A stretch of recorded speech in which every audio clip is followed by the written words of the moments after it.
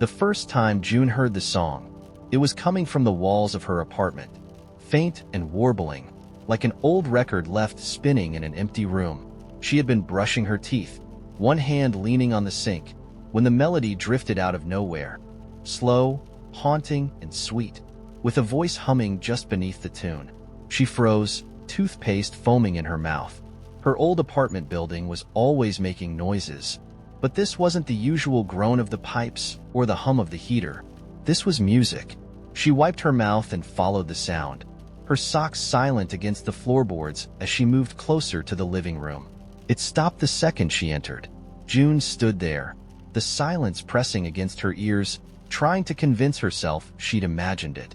But as she turned back to the bathroom, she could have sworn she heard someone whisper her name. The second time she heard it, she was sitting at her desk late at night, scrolling through an endless stream of emails she didn't want to answer. The song returned, a lilting melody that felt older than time. But this time, it was louder. It seemed to come from just behind her.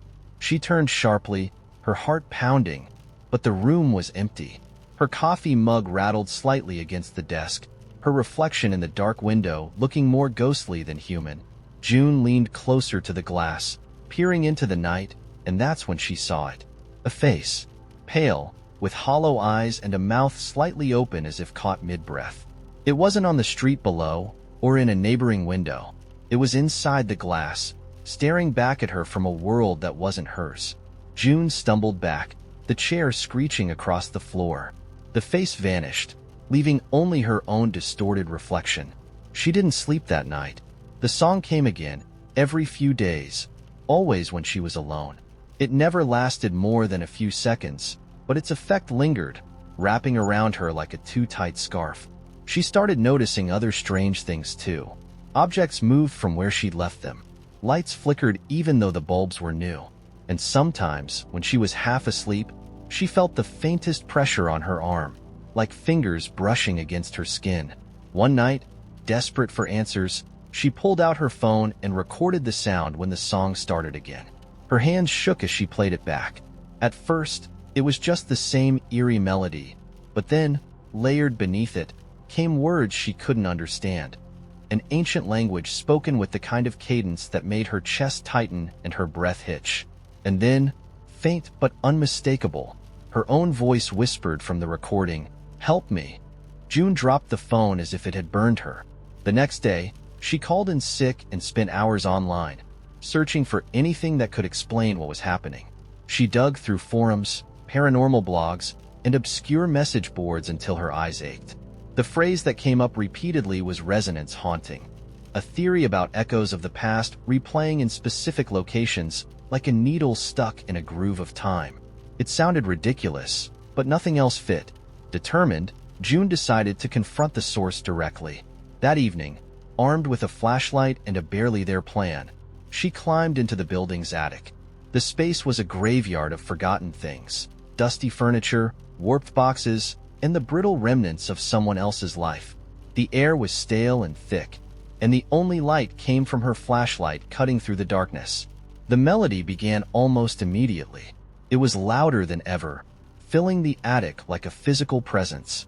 June's breath quickened as she followed it, stepping over broken picture frames and piles of old clothes.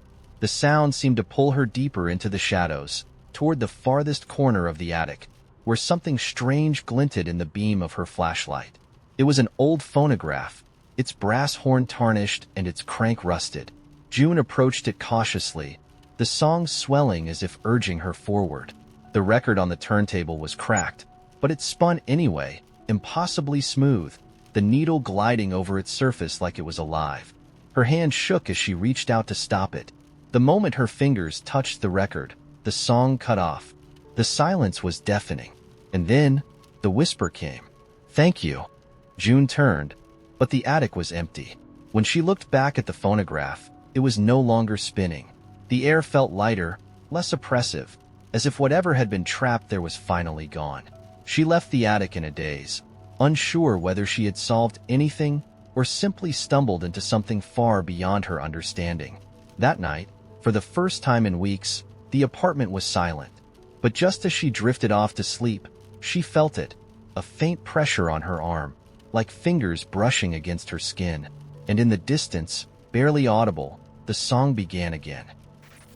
Of all the things in the world to trigger whatever this experience was, I wouldn't have guessed a vending machine. But there it was, humming quietly in the corner of a dimly lit hallway in the building where I worked. I'd passed it a million times without thinking twice, its fluorescent lights flickering faintly over rows of overpriced chips and candy bars. But that day, for no reason I could understand, I stopped. I wasn't hungry, not really. It was the end of a long, soul-draining Wednesday, and the idea of eating anything from a machine felt vaguely depressing. Yet, as I stood there, staring at the rows of snacks, a single object caught my eye: a pack of powdered donuts. The kind that come in flimsy plastic wrapping, slightly squished, with a dusting of white powder so fine it's practically weaponized. My finger hovered over the buttons, and before I knew it, I'd punched in D7. The machine rumbled faintly, the coils turning with slow deliberation before the packet dropped into the slot below. I grabbed it, the cool plastic crinkling in my hand, and for a moment, I just stared at it. The smell hit me first. It wasn't much, just a faint, sugary scent leaking through the packaging, but it was enough to tug at something deep inside my chest. I stood there in the hallway, frozen, as a memory began to unravel itself, soft at first, then sharper, like someone tugging on a loose thread until the whole thing came apart. It was summer. I was 8 years old, sitting in the back seat of my dad's rusted Buick. The windows were rolled down because the air conditioning didn't work, and the warm wind whipped through my hair as we cruised down some nameless country road. Dad had just stopped at a gas station, one of those old ones with faded signs and cracked pavement, and he'd come back with a bottle of Coke for himself and a pack of powdered donuts for me. "Don't tell your mom," he'd said with a grin, handing me the packet like it was a stolen treasure. The memory was so vivid I could feel the sticky plastic in my hands, the way the powder dusted my fingertips as I pulled out the first donut. I could hear the faint crackle of the radio, some old country song playing softly in the background. My dad was singing along, his voice slightly off-key but warm, filling the car with something that felt like safety. I remembered the way the sunlight streamed through the trees, casting dappled shadows across the dashboard. I remembered how my dad glanced at me in the rearview mirror, his eyes crinkling at the corners as he saw the powdered sugar smeared across my face. "Slow down, kid," he'd said, laughing. "They're not going anywhere." But I didn't slow down. I ate the donuts like they were the best thing in the world, because, in that moment, they were. The memory hit me like a freight train, so sudden and sharp that it left me breathless. I leaned against the vending machine, the packet of donuts still clutched in my hand, and for a moment, I was 8 years old again. Sitting in that car, the world so much smaller and simpler. It wasn't just the donuts, of course. It was everything they carried with them. The smell of summer heat, the sound of gravel crunching under tires, the warmth of my dad's voice as he sang along to songs I didn't know but liked anyway. It was the feeling of being a kid, of trusting the world to be good, of believing that small, ordinary things, like a pack of powdered donuts, could be enough to make you happy. I blinked, the memory fading as quickly as it had come. The hallway was still dim, the vending machine still humming softly, the donuts still crinkling faintly in my hand. But something had shifted, like a crack had opened in the fabric of my day and let in a sliver of something brighter. I walked back to my desk, the donuts in hand, and sat down. I didn't even want to eat them, not really. They weren't the point. But I opened the packet anyway, just to see if the taste would match the memory. It didn't, not quite. The donuts were too dry, too sweet, their powder coating my tongue in a way that felt almost artificial. But I didn't mind. They were still enough to remind me. Later that evening, as I sat in my apartment with the city noise humming faintly through the walls, I found myself calling my dad. We don't talk as much as we used to, life pulling us in different directions like tides we can't control. But that night, I just wanted to hear his voice. When he picked up, I didn't even know where to start. How do you explain something like that? How do you tell someone that a random snack from a vending machine sent you hurtling back to a moment you didn't even know you'd been missing? So instead, I just said, "Hey, Dad, remember those powdered donuts you used to buy me when I was a kid?" There was a pause, And then he laughed softly. Of course I do. You used to eat them so fast I thought you'd choke. I smiled, leaning back against the couch. Yeah, I still think about those sometimes. He didn't say much after that, just a quiet, me too. But it was enough. It's funny, isn't it? How something so small and ordinary can hold so much. A song, a smell, a pack of donuts. They're just things, really, but they're also more than that. They're tiny time machines, carrying you back to moments you didn't realize were important until they were gone. So now I'm curious. What's been your time machine? What small, unexpected thing dragged you back into a memory you thought you'd forgotten? And what did it leave you with when it was gone? I woke up one morning to find a single daisy growing out of the carpet in my living room. I stepped out of my bedroom, still bleary-eyed and scratching my head, only to freeze mid-step. There it was, right in the middle of the rug. A perfect, fresh daisy poking up through the fibers, its white petals wide and smug like it belonged there.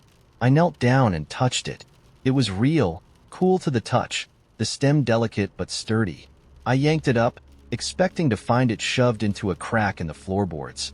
But no, the root was long and clean, pulled straight from the earth. The problem was, I lived on the 10th floor of an apartment building. There was no earth under my living room rug. I tried to shake it off. Maybe my brain was playing tricks on me. I tossed the daisy into the trash and went about my day, only occasionally side-eyeing the spot on the carpet where it had grown. The next morning, there were 3. A small cluster of them, clustered like conspirators. This time, I stared at them for a long while, my coffee cooling in my hands. I bent down again, parting the carpet fibers like hair, and sure enough, the daisies were sprouting from roots that sank deep into, well, nothing. I knew I should have been concerned, maybe even terrified, but instead, a strange feeling bubbled up inside me, curiosity. Like I was on the edge of a secret that nobody else knew. I tugged them up, one by one, and opened the window to throw them out. As I did, I noticed something peculiar. The smell of dirt. Not fresh air, not city dust, dirt. Rich, loamy earth. The kind you only find in the middle of an untouched forest. I leaned out the window and inhaled. The city stretched below me as it always did. Cars honking, people shouting, a million lives moving at once. But for the first time, I could hear something else. A faint breeze, carrying with it the sound of leaves rustling. The noise was faint, like an old song being played in another room. I rubbed my temples, trying to clear the fog in my brain. By the end of the week, the flowers had taken over the living room. Daisies first, then tiny purple violets, and something that looked like wild thyme, creeping across the floor in delicate green tendrils. I stopped pulling them out. I didn't know how they were growing, but I couldn't bring myself to destroy them anymore. There was something enchanting about the way they spread, like they had decided this was their home now, and I was just a guest. It wasn't until the mushrooms appeared that I really began to worry. I came out one evening to find them sprouting near the base of my bookshelf. Small white caps at first, trembling and innocent. By morning, they'd grown into tall, knobby stalks, clustered together like a tiny army. They were unlike any mushrooms I'd seen before. The caps were speckled with faint blue, and if you leaned close enough, you could hear them whisper. I didn't test this theory until I accidentally kicked one over while vacuuming. The stalk broke with a soft pop, and as I bent to clean up the pieces, I heard it. Not yet. I jumped back, my heart hammering, and stared at the broken mushroom like it might spring back to life. Hello? I whispered into the empty room. No response. I didn't sleep that night. By the next day, my apartment was barely recognizable.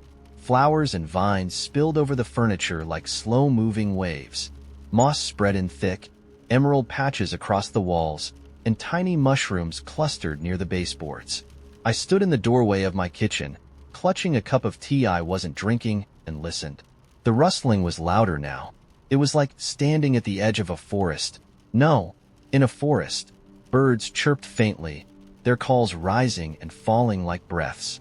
I could hear the groan of ancient wood shifting under the weight of wind. The air had changed, too. It was damp and cool, tinged with the unmistakable scent of rain-soaked earth.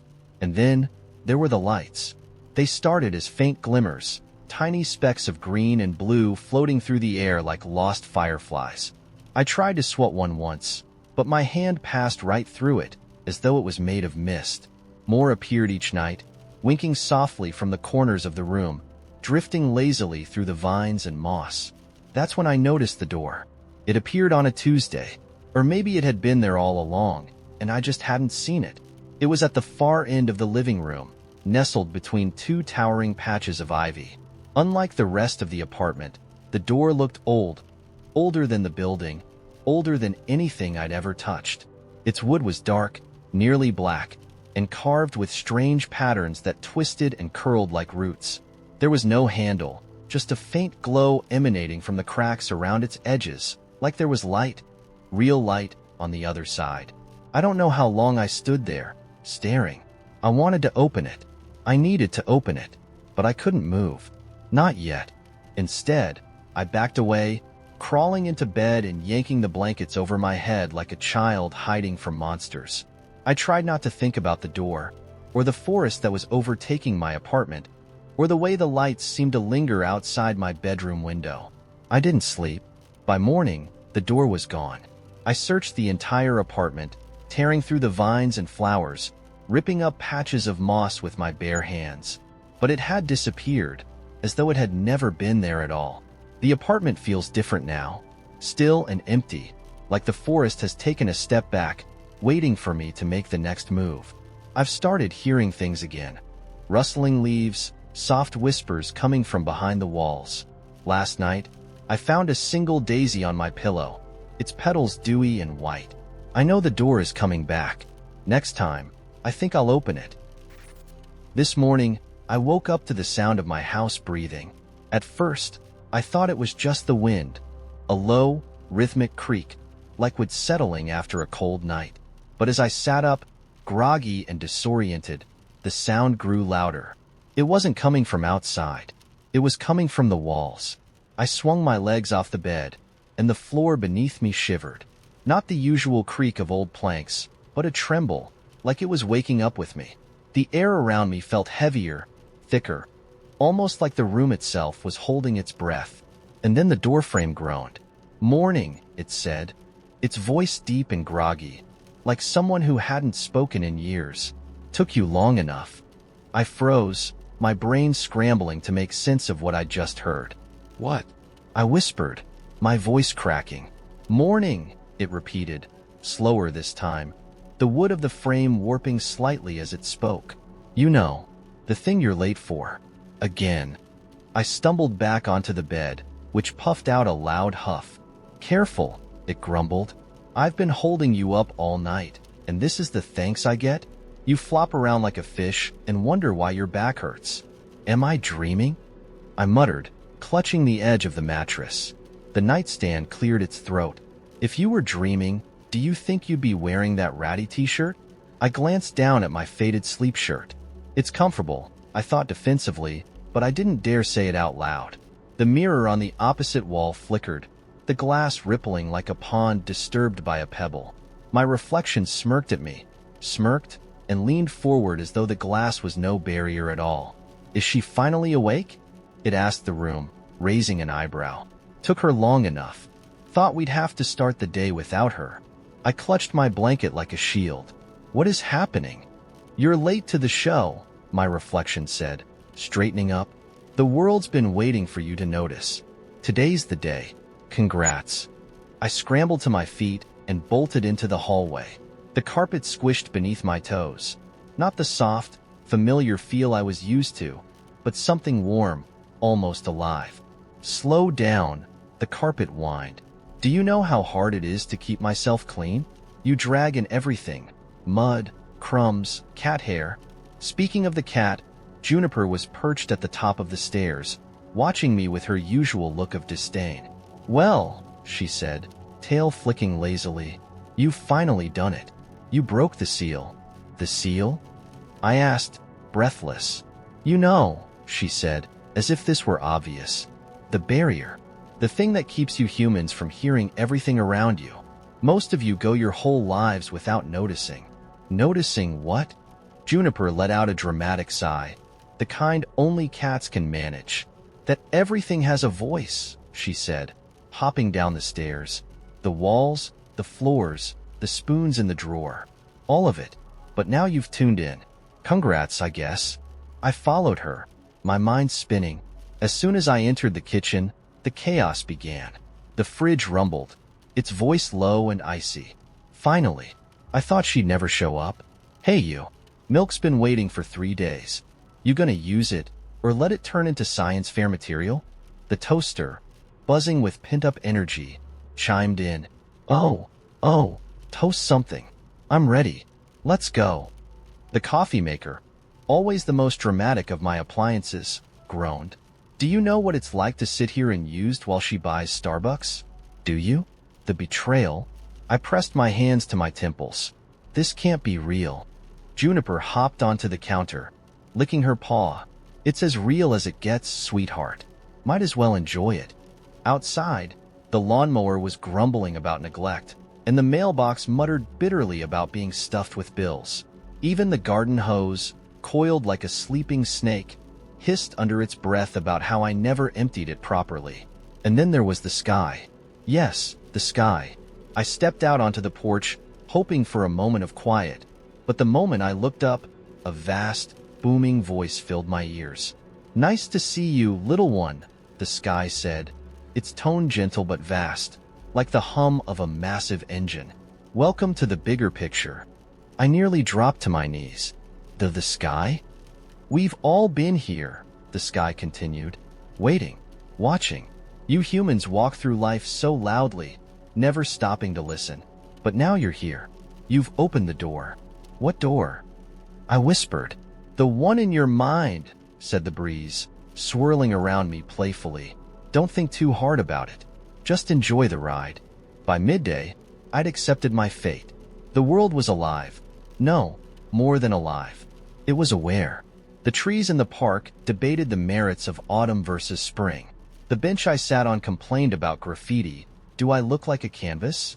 Even the wind had a sense of humor, snatching the hood of my jacket and laughing as I fought to pull it back up. And the objects in my house? They didn't stop. The couch critiqued my movie choices. The rug rolled itself up slightly, muttering about crumbs. My sneakers, worn from years of use, gave me a heartfelt lecture about retiring them. We've done our duty, they said solemnly. Let us rest. By the time evening rolled around, I felt different, lighter. Like the world wasn't just a backdrop to my life, but a character in it. A noisy, opinionated, wonderful character. As I climbed into bed, the mattress shifted slightly, cradling me. Sweet dreams, it murmured. Try not to toss so much tonight. Juniper curled up beside me, purring softly. You're taking this better than most, she said. I don't have much of a choice, do I? No, she agreed. But still, not bad for a human. And as I drifted off to sleep, the hum of the house surrounded me, comforting, alive, and endless. So, if you woke up tomorrow and everything around you, your walls, your furniture, even the sky, started talking, would you listen? Or would you try to shut it out? Because me? I think I'm finally ready to hear what the world has to say. It began with a key. Not a regular, practical key, but something strange. A heavy, ornate thing I found lying in the center of my kitchen table one morning. It wasn't there the night before, of that I was certain. The key was made of a dark, almost black metal, cool to the touch, and far heavier than it had any right to be. Its bow was twisted into the shape of a spiral that made my eyes ache if I stared too long, and its teeth were jagged, uneven, like they'd been carved to fit something very specific. At first, I assumed I'd forgotten about it. Maybe a friend left it behind, though I didn't know anyone who owned something this old. I held it in my palm, testing its weight.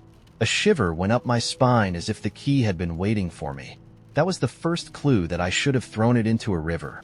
Instead, I slipped it into my pocket and went about my day. On my way to work, I started noticing doors. Not normal doors, but ones I couldn't remember ever seeing before.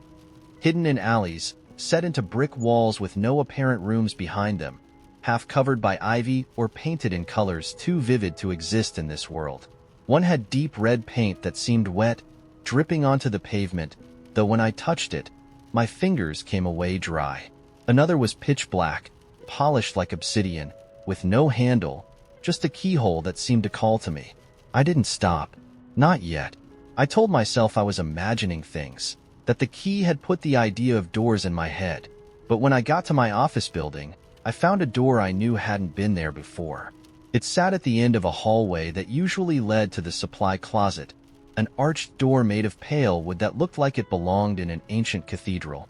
The handle was brass, curved like a question mark, and at its center was a keyhole, an exact match for the key in my pocket. My breath caught in my throat. I glanced around, but the hallway was empty. It was absurd. I knew there shouldn't be a door here, but it was undeniable, solid, and waiting. I pulled out the key. It felt warmer now, pulsing faintly in my palm like a second heartbeat. I could walk away, I thought. I could drop the key and go back to my life. Instead, I pushed it into the lock. The door clicked open with a sound like the toll of a distant bell.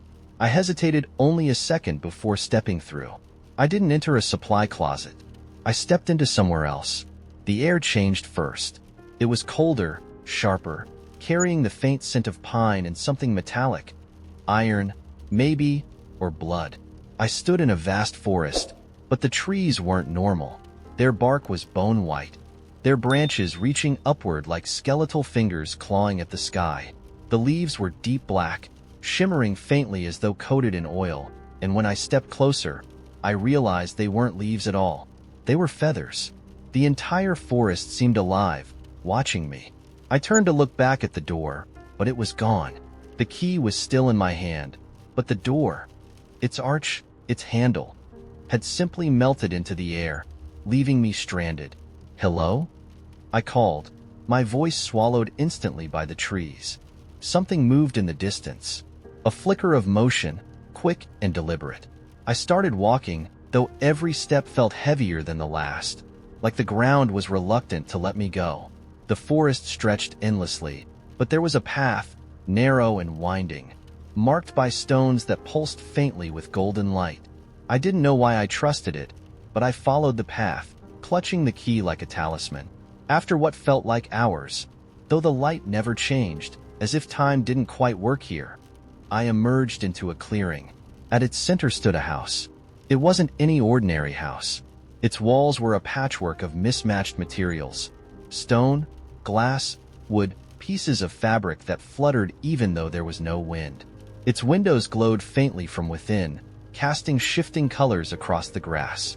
The roof was steep and crooked, with a chimney that coughed out smoke in slow, deliberate puffs. I approached slowly, the key still warm in my hand. There was no door, just an empty archway leading inside. I hesitated on the threshold. I could hear something faint, music, soft and mournful, drifting out from within. "You're late," a voice said behind me.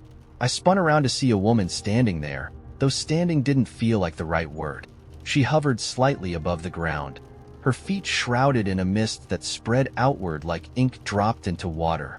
Her hair was silver, flowing upward as though caught in an invisible current, and her eyes, when they fixed on me, were entirely black. "Late for what?" I stammered. She smiled, revealing too many teeth, sharp and white. "For your purpose." She extended her hand, and I saw that she was holding a key, one identical to mine, except hers glowed faintly, as though lit from within. "What is this place?" I asked, her head tilted in a way that made my skin crawl. "It's what comes after doors are opened. You should know that by now. I didn't ask to come here." "But you did," she said softly, her voice like the rustle of dead leaves. "You turned the key. You always had a choice."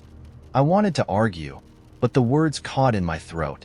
She held out her glowing key, and as much as I wanted to refuse, I found my hand reaching toward it. When my fingers touched it, the air rippled. The house groaned. The walls shuddered, the windows flashing brighter, colors pouring outward like liquid light. The woman vanished, dissipating into mist, and I stumbled backward into the house as the clearing disintegrated around me. Inside, The music swelled. The walls of the house pulsed with it, like the entire structure was breathing in rhythm to the sound. Objects floated through the air. A pocket watch spinning lazily, a mirror that reflected nothing but darkness, books whose pages fluttered without wind. The music grew louder, demanding, and I realized it wasn't coming from nowhere. It was coming from below. A spiral staircase descended into the floor, its steps worn and slick with something I didn't want to name. I knew I should turn back, but the key in my pocket burned hot against my leg, pushing me forward. I don't know what I expected to find at the bottom. A treasure? A truth? Some explanation for the impossible? What I found was a door. Not another archway, but a massive, imposing door made of dark iron, covered in carvings that moved when I looked at them. Faces screaming, hands reaching, eyes blinking open and shut. In its center was a keyhole. I pulled out my key. My hand shook. As I stepped forward, the carvings stilled, all of them turning to face me, waiting.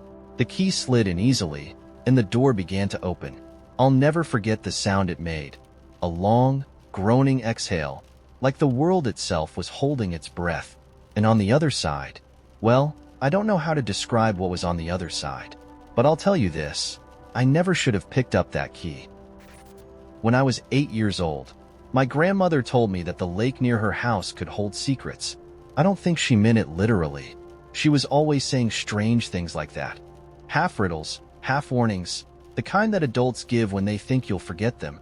She'd sit in her wicker chair on the porch, wrapped in a cardigan no matter the season, staring out at the water that stretched gray and cold beyond the edge of her yard.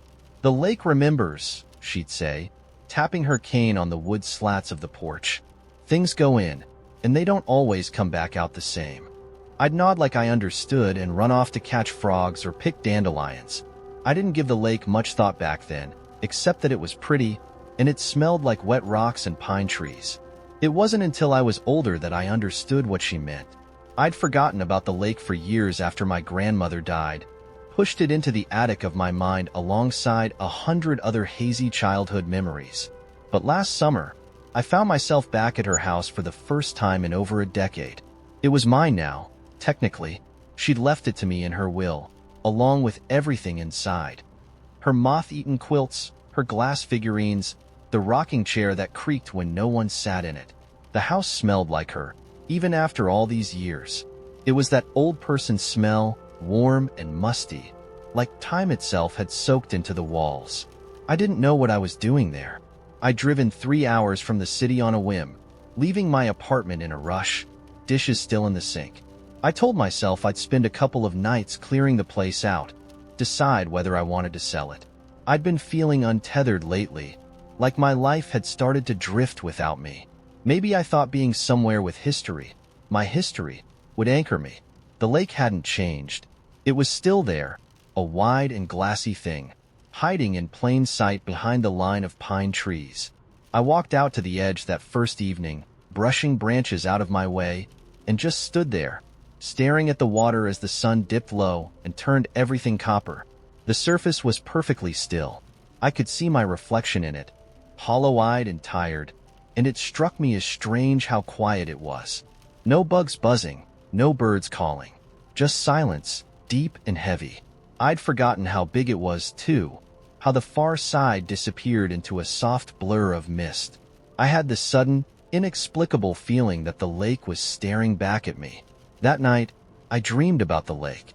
I was standing at the edge again, but the water wasn't still anymore.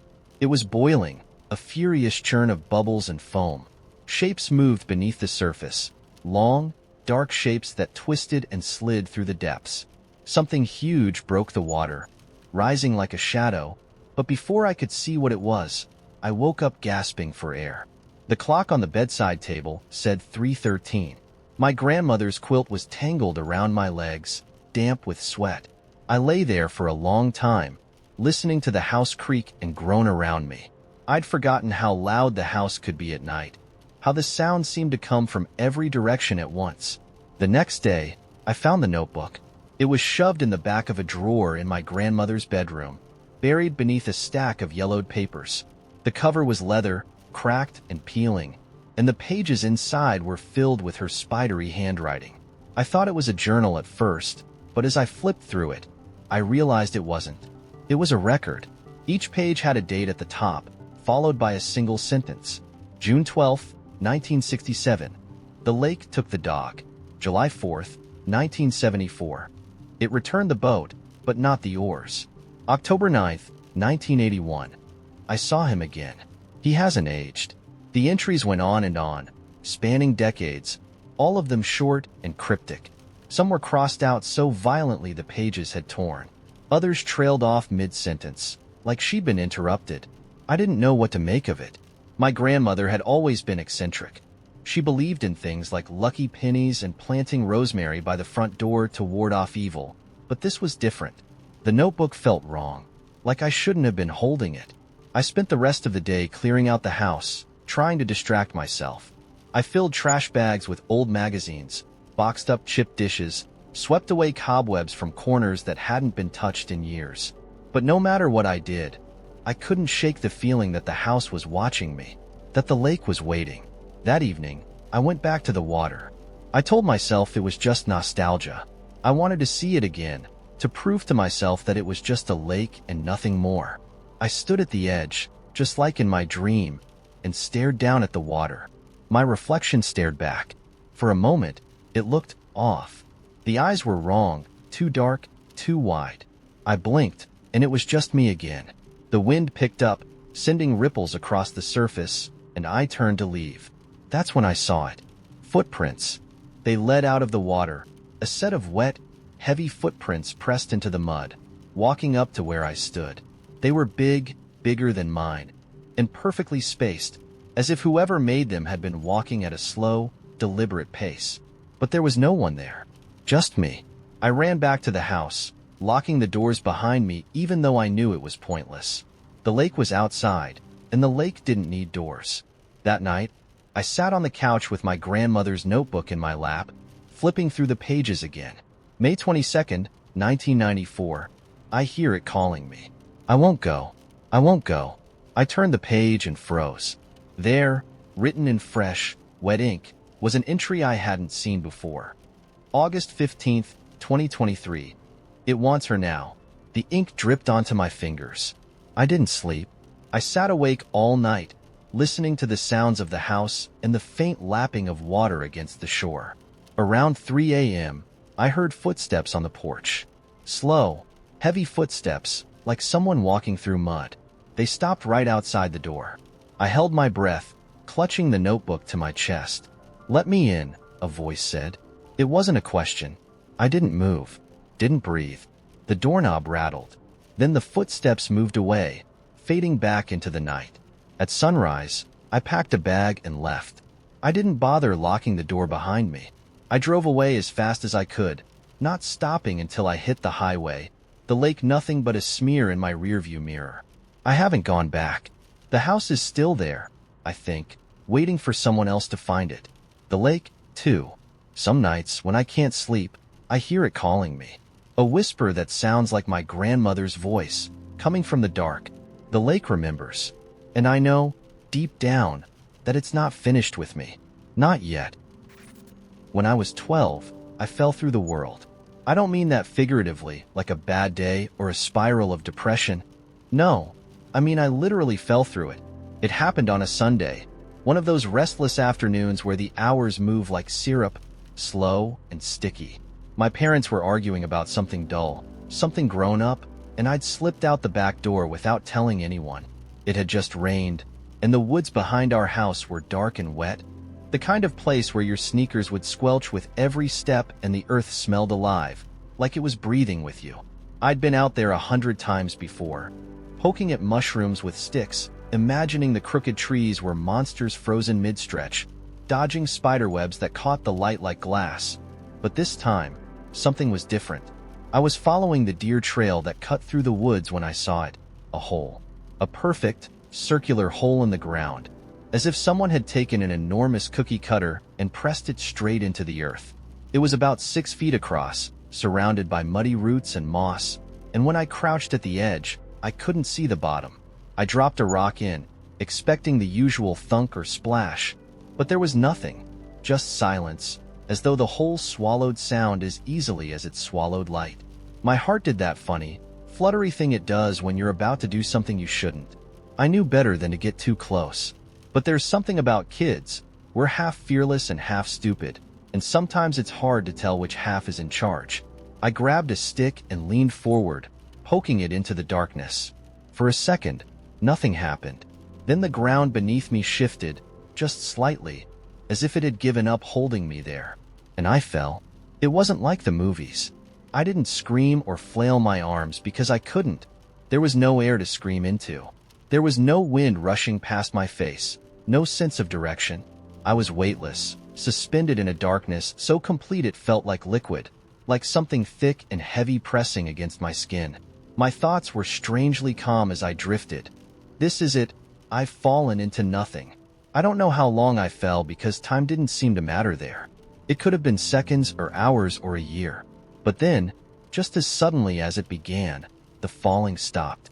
I landed gently, softly, on something cool and solid. For a moment, I didn't move. I just lay there, breathing shallowly, my eyes wide open but still seeing nothing. The darkness clung to me, heavy and absolute, until, far away, somewhere ahead, I saw the faintest glow. It was small at first, like a single match flickering to life in a vast room, but it grew steadily brighter until I realized it wasn't one light but many, scattered and distant, like stars against an impossible sky. I sat up slowly, my heart hammering now, and tried to take in where I was. The world around me wasn't flat. It wasn't even shaped like a world. I was standing on a surface that seemed to curve upward, infinitely, so that the stars, the lights, weren't above me but all around, like I was inside a hollow sphere, a globe where every direction led to more emptiness. And yet, it wasn't empty. The lights weren't stars. As my eyes adjusted, I saw that they were windows, rectangles of light floating in the darkness, scattered at random heights and distances. Each one framed something different: a kitchen with dishes piled high in the sink, a bedroom where someone was sleeping, a crowded subway car filled with blank-faced strangers, an empty playground bathed in orange streetlight. Some windows were close enough that I could see every detail. Others were so far that the scenes within them blurred into vague smudges of color. I turned in a slow circle, dizzy, trying to understand what I was seeing. It felt like looking through the keyholes of 1,000 locked doors, peeking into places I shouldn't. I heard a noise behind me and spun around. A woman was standing there. She was tall, impossibly tall, her head tilted down so she could look at me. She wore a black coat that hung to her ankles, and her hair was so pale it was almost white, like a ghostly halo against the darkness. Her eyes, though, they were the strangest part. They looked like the windows. I don't mean they reflected the light from them. I mean they were the windows, small and endless, showing scenes I couldn't quite focus on. She stared at me for a moment, her expression unreadable, and then she said, "You shouldn't be here." Her voice was soft but firm, like the librarian at school when she catches you whispering in the back row. I opened my mouth to speak, but my throat felt dry, like it hadn't been used in years. "Where is this?" I managed to croak. The woman didn't answer. Instead, she tilted her head toward one of the closer windows, a small, square one that floated at about shoulder height. Through it, I could see a little girl sitting alone in a park, swinging back and forth on a rusty swing set. Her face was hidden by her dark hair, but something about her seemed familiar. "What do you see?" the woman asked. "A girl," I said. "She's alone." "Look closer." I hesitated, but the woman's gaze held me there. I stepped toward the window and peered inside. The girl stopped swinging. Slowly, she lifted her head, and I felt my stomach drop. It was me. Not just a girl who looked like me. It was me, exactly as I'd been 2 years ago, on the day my parents forgot to pick me up from school. I remembered sitting there for hours, swinging until it was too dark to see, feeling like the loneliest person in the world. I stumbled back from the window, my breath ragged. How can this be here?" The woman didn't answer. She pointed to another window, higher up this time. And that one? I didn't want to look. I didn't want to see anything else. But I couldn't stop myself. This one showed my father, sitting in his car in the driveway, gripping the steering wheel like it was the only thing keeping him tethered to the earth. I recognized that moment, too. It was the night he told me and my mom he was leaving. I watched him take a deep breath in the car, muttering something to himself, and then reach for the door handle. I turned away before I could see any more. "What is this place?" I asked again, my voice shaking now. The woman stepped closer, her coat whispering softly against the darkness. "It's the between," she said. "The place where forgotten moments go." "Forgotten?" "Moments slip away all the time," she said. "Tiny ones, big ones. The world doesn't stop to hold them. So, they come here." I looked around again, at the endless lights scattered like dust in the blackness. "What happens to them?" The woman didn't smile, but her expression softened, just slightly. "They wait," she said, "for someone to remember them." I wanted to ask more, but the air around us shifted, a low hum vibrating through the ground beneath my feet. The woman stepped back, her eyes, those impossible, endless eyes, narrowing slightly. "You need to go back now," she said. "I don't know how," I whispered. She tilted her head again, her pale hair glowing faintly in the light from the windows. "Close your eyes," she said, "and step away from the light." I hesitated. I looked back at the window with the little girl on the swing, at her face staring back at me, waiting for something I still don't understand. Then I turned away, squeezed my eyes shut, and took a step back. I woke up in the woods, sprawled in the mud next to the hole. It was gone, just a patch of wet earth and tangled roots where it had been. The sun was setting, and my clothes were damp and filthy, but I didn't care. I scrambled to my feet and ran all the way home, breathless and wild-eyed, like I was afraid the ground might open up and take me again. I don't know what the between was, or why I ended up there, but sometimes, when I close my eyes at night, I see the windows again, glowing softly in the darkness, filled with moments waiting to be remembered. I think about the ones I didn't see, the ones that belong to other people, and I wonder how many of them are still waiting for someone to look closer. The night air smelled of salt and rust, the kind of damp that clings to your skin and settles in your bones.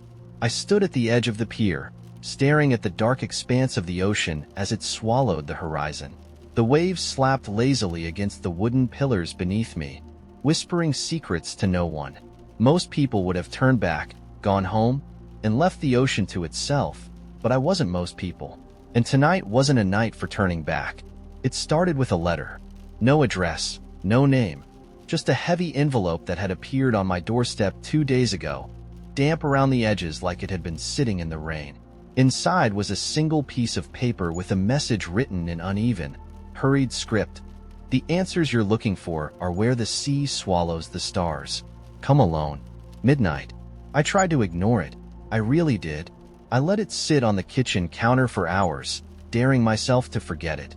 But something about those words clung to me like smoke. It was the kind of sentence that dug under your skin, that made the world tilt just enough to feel wrong. And so here I was, midnight, alone, staring out at the place where the sea swallowed the stars, waiting for something I couldn't name. A noise broke through the quiet, the soft scrape of footsteps behind me. I turned, half expecting to see no one. But instead there was a man. He was tall and thin, dressed in a black coat that fluttered slightly in the breeze. His face was pale in the moonlight, his features sharp enough to cut glass. He wasn't smiling, but his eyes glimmered with something that might have been amusement. "You came," he said, his voice low and smooth, as if he were discussing the weather. "Yeah, well," I said, shifting on my feet. "When a creepy letter shows up on your doorstep, you're supposed to just ignore it, right? And yet here you are." He was right, of course, and I hated that. "What do you want?" I asked.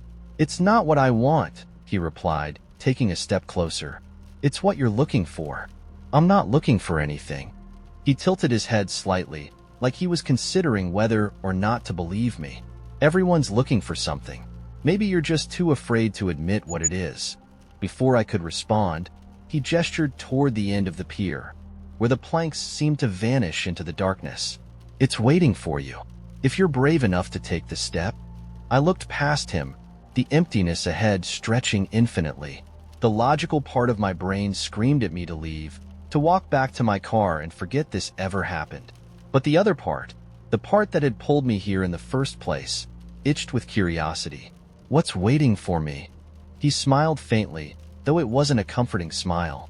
The truth. The wind shifted then, a sudden gust that carried with it the sharp, metallic scent of something old and forgotten. Without another word, the man stepped aside, leaving the path open. The ocean murmured softly below me, a rhythmic heartbeat that seemed to grow louder, more insistent. I took a step, and then another. Each plank creaked under my weight, the sound swallowed quickly by the vast emptiness surrounding me. It felt like walking off the edge of the world, like there was nothing but darkness and salt water waiting to catch me. But then I saw it.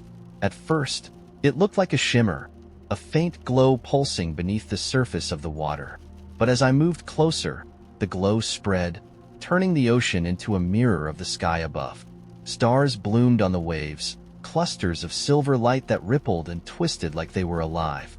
It was beautiful, hauntingly so, but there was something else, something wrong about it.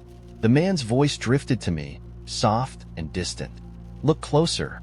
I knelt at the edge of the pier, my breath catching as I stared down. The reflection of the stars wasn't a reflection at all.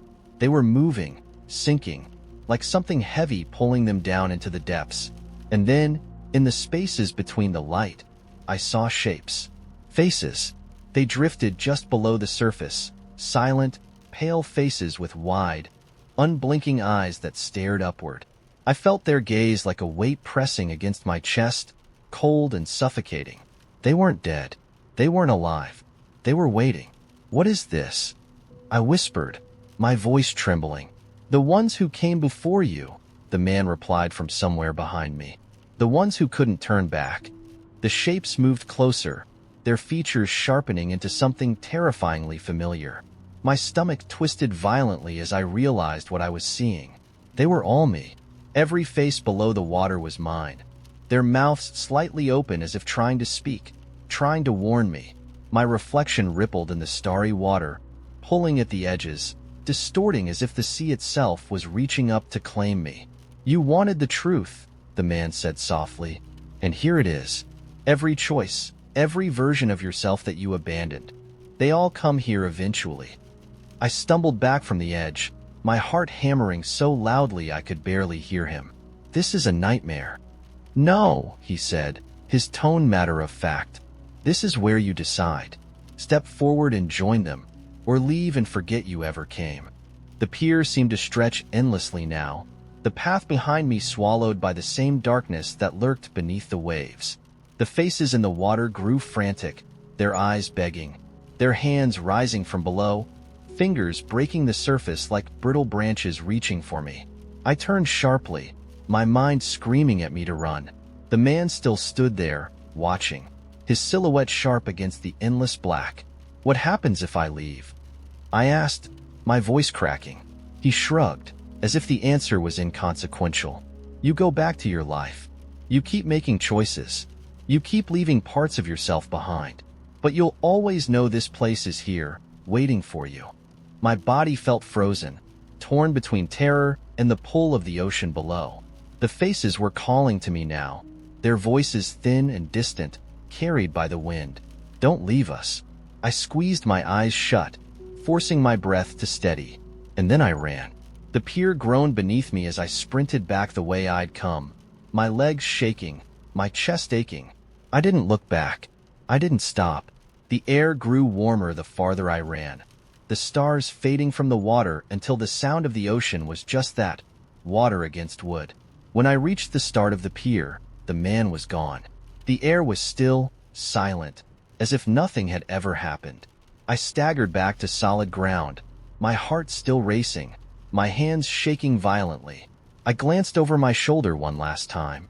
The end of the pier was shrouded in darkness again, but I knew it was still there, waiting. The letter had promised answers, and I'd found them. But there are some truths you're not meant to know, and once you see them, you can never unsee them. I shoved my hands into my pockets and started walking, leaving the ocean to swallow its stars alone. The other night, I had a full-blown existential crisis triggered by a toaster strudel. Not because I burned it or dropped it or anything mundane like that. No, it was because the frosting packet was missing. Gone. Vanished. An unmarked pastry with no purpose, sitting there on my plate, daring me to eat it plain. At first, I searched calmly, assuming the frosting had simply slipped under the box. But as the seconds ticked by, my movements became frantic. I tore through the freezer like a detective combing a crime scene, muttering under my breath, "Who steals frosting?" Finally, I found myself crouched on the floor, staring into the dark abyss of the freezer drawer, whispering, "This isn't how this ends." But it did. And in that moment, I realized two things. First, life without frosting is a bleak and joyless thing. Second, I had just spent 10 minutes emotionally unraveling over a frozen breakfast pastry, and that could not be normal. I sat there, staring at my sad, naked strudel, and it hit me how weirdly complicated life has become. I mean, we live in a world where you can order groceries, rent a car, and video call someone halfway across the globe, all without leaving your couch. And yet, here I was, brought to my knees by a missing condiment. If that's not modern life in a nutshell, I don't know what is.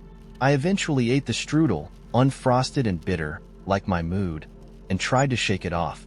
To distract myself, I opened my phone, which immediately bombarded me with a push notification. Feeling hungry? Try these trending recipes. How did it know? Was it listening? I imagined my phone silently judging me as I rage ate the saddest breakfast in human history. Still, I clicked on the notification because, apparently, I have no self-control. It took me to a food blog where every recipe had a title like "Life-Changing Pancakes" or "Brownies that will heal your soul." I didn't trust a single one of them. I mean, life-changing pancakes?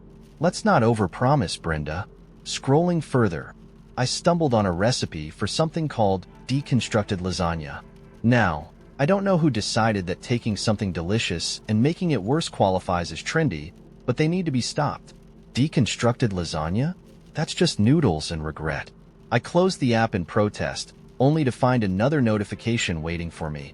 Your smart speaker noticed you might be feeling stressed. Would you like to hear calming sounds? That one really got me. First of all, why is my smart speaker monitoring my emotional state? Second, how bad must things look for it to think I need a therapy playlist? I said yes, obviously. The speaker started playing Ocean Waves, which is fine if you like pretending you're stranded on a beach. After a few minutes of water noises, I muttered, "Okay, ocean, we get it. You're vast and mysterious," and switched it to rainforest sounds. That was worse. Between the bird calls and random rustling noises, I felt like I was being hunted by a predator. I turned it off and decided to check my email instead. That was a mistake. My inbox was a war zone of promotional offers and passive-aggressive reminders. "You left something in your cart," screamed one email, as if I'd abandoned a baby at the grocery store. Another one, from a fitness app one hadn't used in months, simply said, "We miss you." I stared at it, feeling guilty, like I owed the app an apology for ghosting it. But the highlight of my inbox was an email from my robot vacuum. Yes, my vacuum emails me. It had attached a map of my apartment with little red dots marking the places it had gotten stuck. The subject line? "Let's talk about these trouble areas." Trouble areas. As if the vacuum was calling a staff meeting to discuss my poor furniture placement. The email ended with a cheerful suggestion. "Consider rearranging for optimal cleaning efficiency."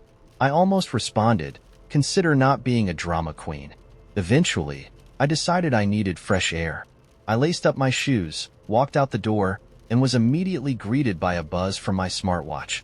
"Workout detected. Outdoor walk. You're crushing it." I hadn't even made it to the sidewalk, but apparently just leaving the house is enough to earn praise these days. As I walked, I noticed that the neighborhood had changed in subtle, ridiculous ways. One house had a drone hovering outside, delivering a package that looked suspiciously like dog treats. A few steps later, I saw someone using an app to control their lawnmower, as if walking behind it was too much effort. But the most bizarre sight of all was a man sitting on his porch, wearing a virtual reality headset while sipping coffee. I could only assume he was pretending to be on a tropical vacation instead of in his front yard. When I got back home, my smartwatch buzzed again. Goal achieved. 5,000 steps. Treat yourself. Treat myself? With what? The email from the fitness app? The rainforest soundtrack? The unfrosted strudel? I stood there for a moment, realizing that even my devices were now in on the conspiracy of modern life. Everything is a reward, and nothing is enough. I collapsed onto the couch, grabbed my phone, and scrolled through TikTok in search of something to laugh about. After a few videos of people organizing their pantries like they were preparing for an apocalypse, I stumbled on a clip of someone making artisanal water cubes. They were literally freezing water in fancy molds and calling it a lifestyle. Water cubes, I whispered to myself. That's ice. You've invented ice. And that's when I lost it. Not just a little chuckle, but full-on, can't breathe, tears streaming down my face laughter. Because that's what life is now, isn't it? A parade of tiny absurdities, each more ridiculous than the last, all stacked on top of each other until the only thing you can do is laugh. So here I am, typing this story while my fridge suggests recipes I don't want. My vacuum passive-aggressively maps out its trauma, and my phone tries to sell me artisanal ice molds. Life is strange, yes, but it's also endlessly entertaining. What about you? What's the most ridiculous, wonderful, or just plain weird thing that's happened to you recently? Because honestly, I could use more stories like this. It began when I opened my closet and found the ocean inside. At first, I thought it was a trick of the light, some weird reflection off a mirror or a shadow playing with my sleep-deprived brain. But the salty breeze hit me like a memory, cool and sharp, smelling of brine and something impossibly ancient. I stepped back, blinked, and opened the door again. Waves rolled softly against the shoreline. The sand sparkled under a sun that wasn't my sun. Its light was bluer, warmer, as if someone had taken the concept of daylight and polished it until it gleamed. The horizon stretched forever, and beyond it, I swore I could hear the faint sound of laughter. I stared down at my slippers and the mess of dirty laundry I'd kicked aside just moments before. This wasn't normal. Normal people didn't find entire worlds in their closets. But as I stood there, paralyzed by the surreal, a sound broke through the hum of the waves. A bell. It rang once, deep and resonant, vibrating in the bones of my chest. And then a boat appeared. It drifted lazily to shore as if summoned by the sound. A small rowboat, painted in chipped teal and tethered with a length of silver rope. There was no one in it, just a small sign nailed to the side. Passage open. I didn't think about grabbing my phone or a jacket. I didn't think about calling someone or taking a picture. I just kicked off my slippers, climbed into the boat, and untied the rope. The moment I touched it, the boat shuddered, and the waves pulled us out, as smooth and steady as a heartbeat. The boat carried me far from the shore, and the closet door, if it even still existed, disappeared into the distance. The water beneath me was impossibly clear. I could see straight down, as if the ocean had no bottom at all. Shapes moved below, long, sinuous shadows that slid past like whispers. I tried not to think about how big they might be. Time stopped working. There was only water, sky, and the sound of the oars creaking softly as the boat moved forward on its own. And then, on the horizon, something emerged. It was a city, rising out of the sea like the bones of some ancient creature. Spires made of glass and coral spiraled into the sky, reflecting colors I'd never seen before. Hues that twisted and shimmered as if they weren't meant for human eyes. Bridges connected floating islands, and buildings seemed to hang weightlessly over the water.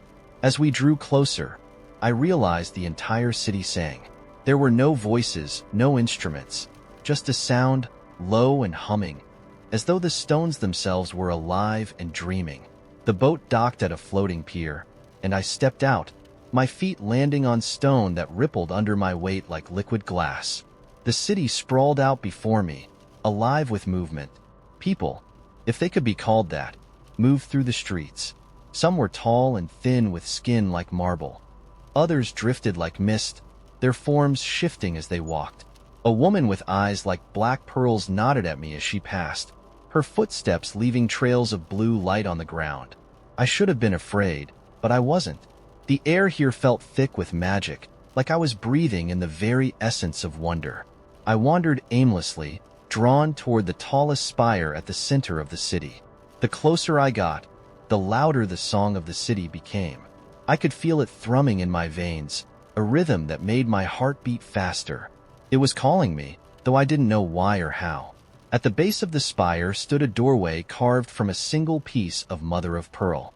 It had no hinges, no seams, just a smooth surface that shimmered faintly, as if it were breathing. "You've come to make a choice." The voice startled me. I turned to see an old man sitting on a bench carved from coral. His beard was long and silver, cascading onto the ground like waterfalls of thread. His eyes, pale and clear, seemed to see straight through me. He held a staff, its tip glowing faintly. "A choice," I echoed. He gestured toward the door. "Everyone who finds their way here must choose. Stay, and this place becomes yours.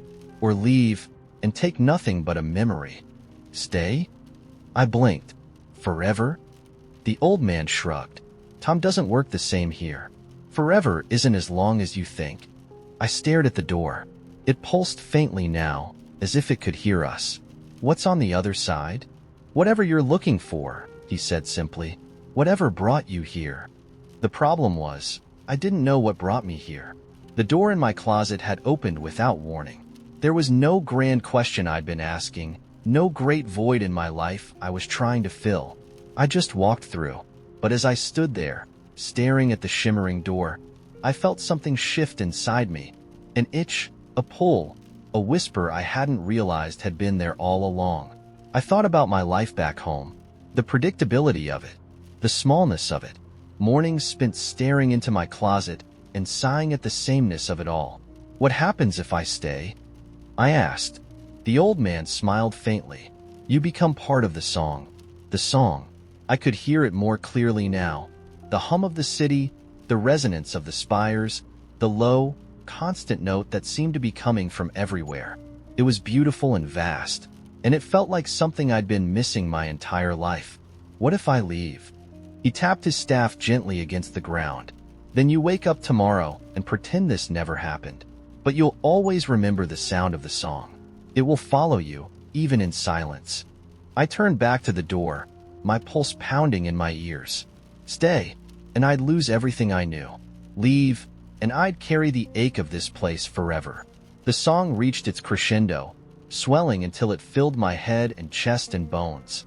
The doorway pulsed, waiting for me to decide. So I did. I turned to the old man and smiled faintly. "Thank you," I said. Then I walked through the door. It was like stepping into light. Warmth and sound and color wrapped around me, pulling me into something more. I felt myself dissolve into it, into the music, into the song, into the pulse of the city itself. When I opened my eyes, I wasn't me anymore. I was the note, the hum, the resonance. And somewhere, back in a quiet world, someone opened their closet door and heard a chime. Every Wednesday at exactly 9:12 p.m., we became thieves. Not the kind that break into houses or steal diamonds. Nothing so dramatic. No, we were thieves of moments, little scraps of time and beauty the world forgot to lock up. It started on a whim one dull evening, the kind where the weight of the week was too much, and we were too restless to sit still but too tired to do anything productive. I was flipping through TV channels when she leaned over and said, "Let's steal something tonight?" I blinked at her. "Like what?" "Something good," she said, her grin sly and electric. "Something nobody will miss." And just like that, we grabbed our jackets and headed out into the night. That first time, we stole the moon. We found an old playground a few blocks away, where the swings creaked in the wind, and the jungle gym was surrounded by grass tall enough to hide in. We climbed to the very top of the monkey bars and stared at the giant, glowing orb hanging low in the sky. "You think anyone's watching it right now?" she asked. "Doubt it," I said. "Everyone's probably inside, watching TV or doom-scrolling." "Then it's ours," she declared. She held out her hand like she was plucking it from the sky and tucked it into her pocket. "There. Moon? Stolen." I laughed, but it stuck with me. The idea that you could claim something so vast and unreachable just by noticing it, by caring about it when nobody else did. From then on, Wednesday nights were ours. At 9:12 sharp, we'd head out into the world, searching for something worth taking. One week, we stole the flicker of a neon sign outside an all-night diner, its letters buzzing faintly like it had secrets to tell. Another week, it was the smell of bread wafting from a bakery that was long closed but still alive in the air. Once, we stole the sound of train wheels screeching as a subway car disappeared into the dark, a noise so sharp and fleeting that it felt like a secret only we knew. Our heists had rules, of course. You couldn't steal something you could hold, nothing material. It had to be intangible, ephemeral, something that would still belong to the world after we claimed it. And you had to do something with it. Write about it, paint it, whisper its story to the stars. We weren't just thieves. We were caretakers of the things people overlooked. One night, we stole the reflection of a street lamp in a puddle. We crouched over it like jewel thieves, marveling at how the light shimmered and rippled with each passing breeze. "Look at that," she whispered. "It's like the puddle's dreaming of the moon. What are we supposed to do with it?" I asked. "Keep it safe," she said, her voice soft, "so it knows it was seen." Another time, we snuck into the library just before it closed and stole the silence of the reading room. It was a heavy kind of quiet, thick with the sound of pages turning and minds racing.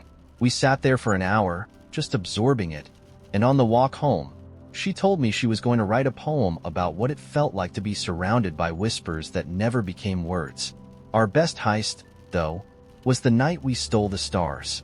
We drove out of the city, past the orange glow of the streetlights, until the sky opened up and spilled over with constellations. We parked on the side of a dirt road, laid a blanket on the hood of the car, and stared up at the vast, glittering expanse. She started naming stars after things that made her happy. "That one's called Coffee on Rainy Mornings," she said, pointing to a particularly bright one. "And that one over there? Definitely dogs that lean on you like they trust you with their whole life." I named one after the way her laughter sounded when it caught her off guard. She didn't say anything, just reached over and squeezed my hand. The stars reflected in her eyes like tiny galaxies. Not every Wednesday was magical. There were nights when it rained too hard, or when one of us had a headache or a bad day, and the world felt too heavy to steal from. But even then, we found ways to keep the tradition alive. One stormy evening, we sat by the window with mugs of tea and stole the patterns the raindrops made as they slid down the glass. "This one looks like a jellyfish," she said, tracing its path with her finger. "And that one's definitely a velociraptor." "It's abstract velociraptor," I said. "Postmodern, even." "You're a snob," she replied, but she was laughing, and that was all that mattered.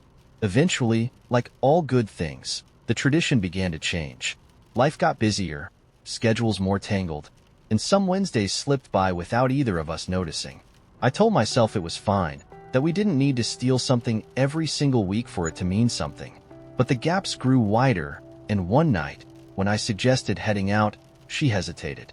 "I think maybe we've stolen enough for a while," she said quietly. I nodded like I understood, but I didn't. Not really. After she left, I didn't steal anything for months. The idea felt hollow without her, like a game I couldn't play alone. The world seemed dimmer, heavier, as if it had locked up all its treasures and thrown away the key.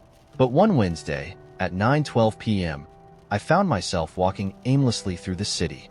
I passed a graffiti-covered wall I'd seen 100 times before, but this time, I noticed something new. A small patch of ivy growing between the cracks, its green leaves stubbornly bright against the faded paint. It wasn't much, but it was alive, claiming its space in a world that hadn't made room for it. I smiled, pulled out my phone, and took a picture. "Mine," I whispered to the ivy, not caring how ridiculous I sounded. Since then, I've stolen little things here and there. The golden glow of sunlight on a row of parked bikes. The laughter of strangers spilling out of a late-night cafe. A scrap of a song drifting from an open window. I keep them all tucked away in my mind. A treasure chest of moments too small for anyone else to notice. I like to think she's out there somewhere, still stealing things. Maybe naming stars after strange little joys, or tucking the sound of wind through trees into her pocket. And maybe, just maybe, we're still thieves together, connected by the invisible threads of everything we've claimed from the world. What about you? What's the strangest, most beautiful thing you've ever stolen from the world? It started with the invitation, slipped under my door in a cream-colored envelope sealed with wax. I didn't hear anyone deliver it. I didn't see anyone leave. One moment, the hallway was empty, and the next, the envelope was just there.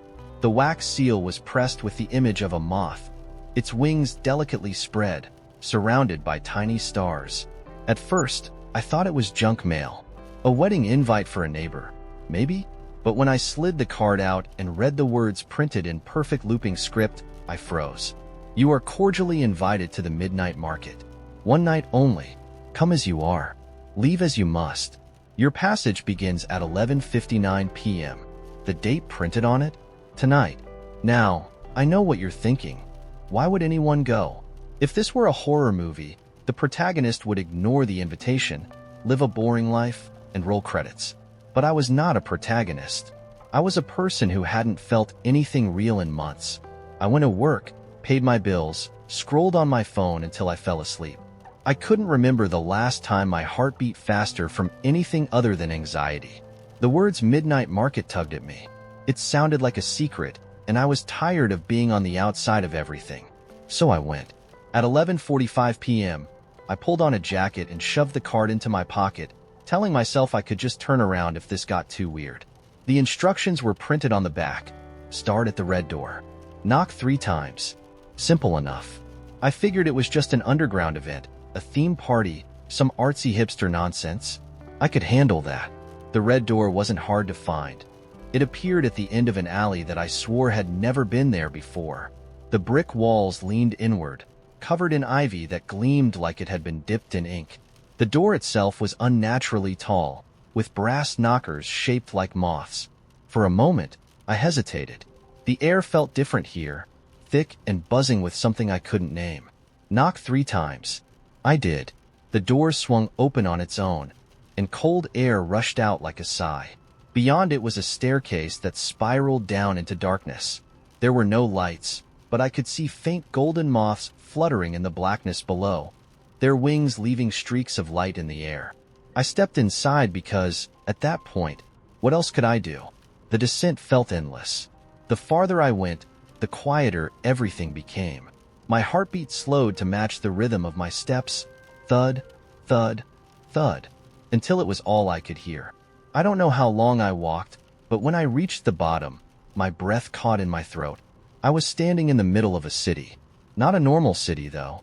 The midnight market stretched out before me, glowing with lanterns that hung like stars, casting a golden haze over cobblestone streets that twisted and curled like rivers. Stalls and tents lined the roads, selling things I couldn't immediately name. The air smelled like cinnamon, smoke, and something metallic, like the edge of a knife. I looked up and saw no sky, only darkness pierced by glowing moths, hundreds of them drifting lazily above like constellations. The market hummed with life. People moved between stalls, some wearing masks shaped like foxes or owls, others cloaked in fabrics that shimmered like water. The merchants called out to passers-by, their voices melodic and strange. One man in a velvet coat was offering bottled secrets. A woman with silver hands sold time. Tiny glass orbs that pulsed with light, labeled in years or minutes. Further down, a child with ink-stained fingertips held up glowing feathers, whispering, "They'll let you fly, but not forever." I stood there, frozen, my mind struggling to catch up. This was not a theme party. This was not a trick. This was somewhere else. First time, I jumped and spun around to see a girl about my age leaning casually against a lamppost. She had short, curly hair and wore a jacket covered in mismatched pins, keys, moons, locks, and strange symbols I didn't recognize. Her smile was sharp, but not unkind. Yeah, I said, my voice embarrassingly shaky. "What is this place?" "The midnight market," she replied, as if that explained everything. "It's only here for one night. You're lucky to get in. Most people don't." How did I get in? She shrugged. Someone must have thought you belonged. Before I could ask what that meant, she nodded toward the stalls. You'd better start looking. The market doesn't like it when people wander without purpose. Looking for what? She grinned, showing a flash of teeth. What you need, obviously. Then she turned and melted into the crowd, leaving me alone. I wandered the market in a daze, drawn to things I couldn't explain. A man with no face sold songs in tiny glass jars, each one vibrating softly. I passed a cart where a woman offered memories, good ones, bad ones, ones you'd forgotten. I saw people trading coins, jewelry, and even pieces of themselves. A laugh, a tear, a shadow, to buy things I couldn't understand. At one stall, an old woman with eyes like polished stones held up a small mirror. You need this, she said. The mirror was simple, framed in silver. I stared at it, seeing nothing but my own confused reflection. Why? It shows the truth, she replied, but only once. What's the price? I asked, half expecting her to say my soul. Something small, she said, smiling faintly. Your favorite word. My favorite word? She nodded. I considered the mirror. I didn't know what truth I needed to see, but something about it called to me. I leaned in close and whispered, echolalia. It was a word I loved for no real reason, one I'd clung to since childhood because of the way it sounded. The woman plucked it from my lips. I swear I felt it leave, and handed me the mirror.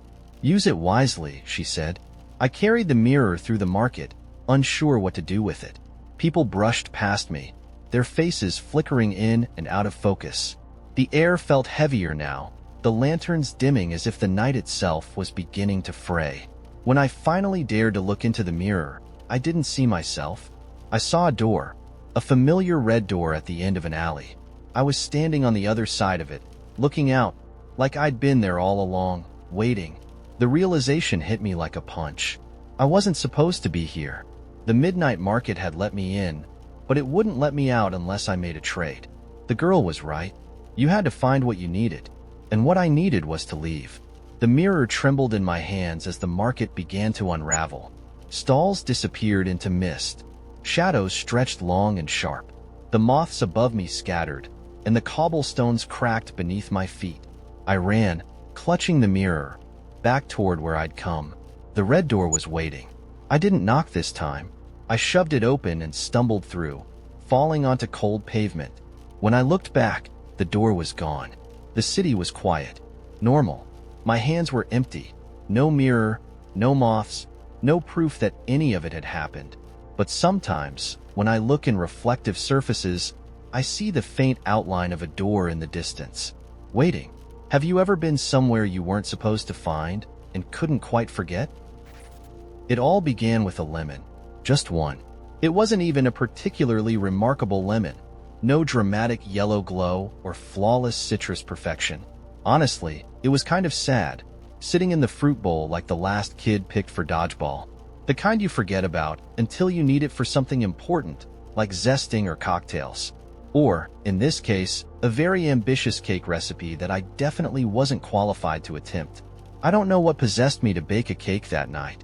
I'd been scrolling through Instagram, where some effortlessly chic person posted a photo of their perfect lemon drizzle cake, all glossy and golden, perched on a plate next to a casually steaming cup of tea. The caption said something smug like, "Rainy days call for baking therapy." And for some reason, I decided I wanted to be that person. So there I was, pulling out flour and sugar and eggs at 10 p.m., ignoring the fact that my entire baking history was limited to boxed brownies and one very questionable loaf of banana bread. My inner voice, which usually warns me against late-night chaos, was suspiciously quiet, probably asleep, like I should have been. The recipe seemed simple enough at first. Flour, sugar, butter. Easy. I got cocky, even.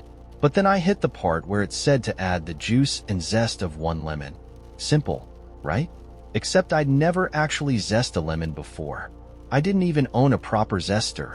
I ended up using the side of a cheese grater, which, as it turns out, is not the same thing.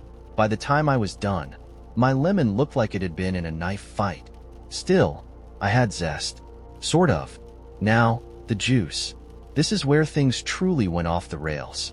I didn't have one of those little juicing gadgets, so I tried the old squeeze it with your hand method. And let me tell you, that lemon was not interested in cooperating. I squeezed harder, twisting it like a wet rag, until it finally gave up a single pathetic trickle of juice that didn't even come close to what the recipe called for. So, I did what any rational person would do. I got mad at the lemon. I grumbled at it, squeezed it harder, and even resorted to slamming it on the counter a few times, which was both satisfying and completely useless. Finally, I grabbed a fork, stabbed it into the lemon like I was auditioning for a horror movie, and started twisting it around in desperation. And wouldn't you know it, that worked. Juice poured out like I'd unlocked some citrus secret. But in my excitement, I got carried away. I squeezed too hard, and the fork slipped out of my hand. The lemon retaliated. In the split second before I could react, a perfect arc of lemon juice shot directly into my eye. The pain was immediate and dramatic. I staggered backward, clutching my face like I'd just been hit by a water balloon filled with fire. My other hand flailed blindly, knocking over the bowl of sugar. A puff of white dust exploded into the air, and suddenly my kitchen looked like a baking crime scene.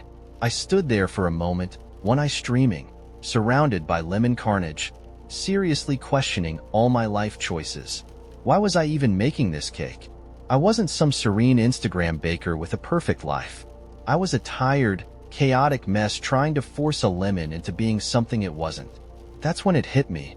I was the lemon. That little, battered fruit and I had more in common than I wanted to admit. Life had been squeezing me lately. Work stress, friendships I'd been neglecting, a pile of unwashed dishes I'd been ignoring for so long it felt like a roommate. And just like that lemon, I'd been holding everything in, trying to keep it together until the pressure got too much. And, well, here we were. Juice in the eye, sugar on the floor, complete chaos. I wish I could say this realization made me stop baking and take a reflective walk or something poetic like that. But no. I cleaned up the sugar, rinsed my eye, and powered through. Because sometimes, you have to finish what you started, even if it's messy and ridiculous and you don't know what you're doing. And you know what? The cake turned out not terrible. It was lopsided and a little too dense, but it tasted okay, maybe even good. I sat down at my kitchen table at midnight with a wonky slice of lemon drizzle cake and a glass of milk, and for the first time in weeks, I felt oddly proud of myself. The next morning, I posted a photo of my cake on Instagram. It wasn't perfect or glossy or chic, but it was mine. The caption read, "Sometimes you bake a cake to feel like you've got it all together, and sometimes the lemon punches back. Either way, you keep going." So, tell me, what's something small and ridiculous that completely derailed your plans but left you with a story worth telling? The first time I heard the music, it was coming from the woods behind my house. It was faint, barely audible, just a few disjointed notes carried by the breeze. I thought it was my neighbor's kid messing around with an old keyboard, or maybe someone playing a flute in the distance. Nothing out of the ordinary. But as the weeks went on, it started happening every night, always just as the sun dipped below the horizon. The sound wasn't unpleasant.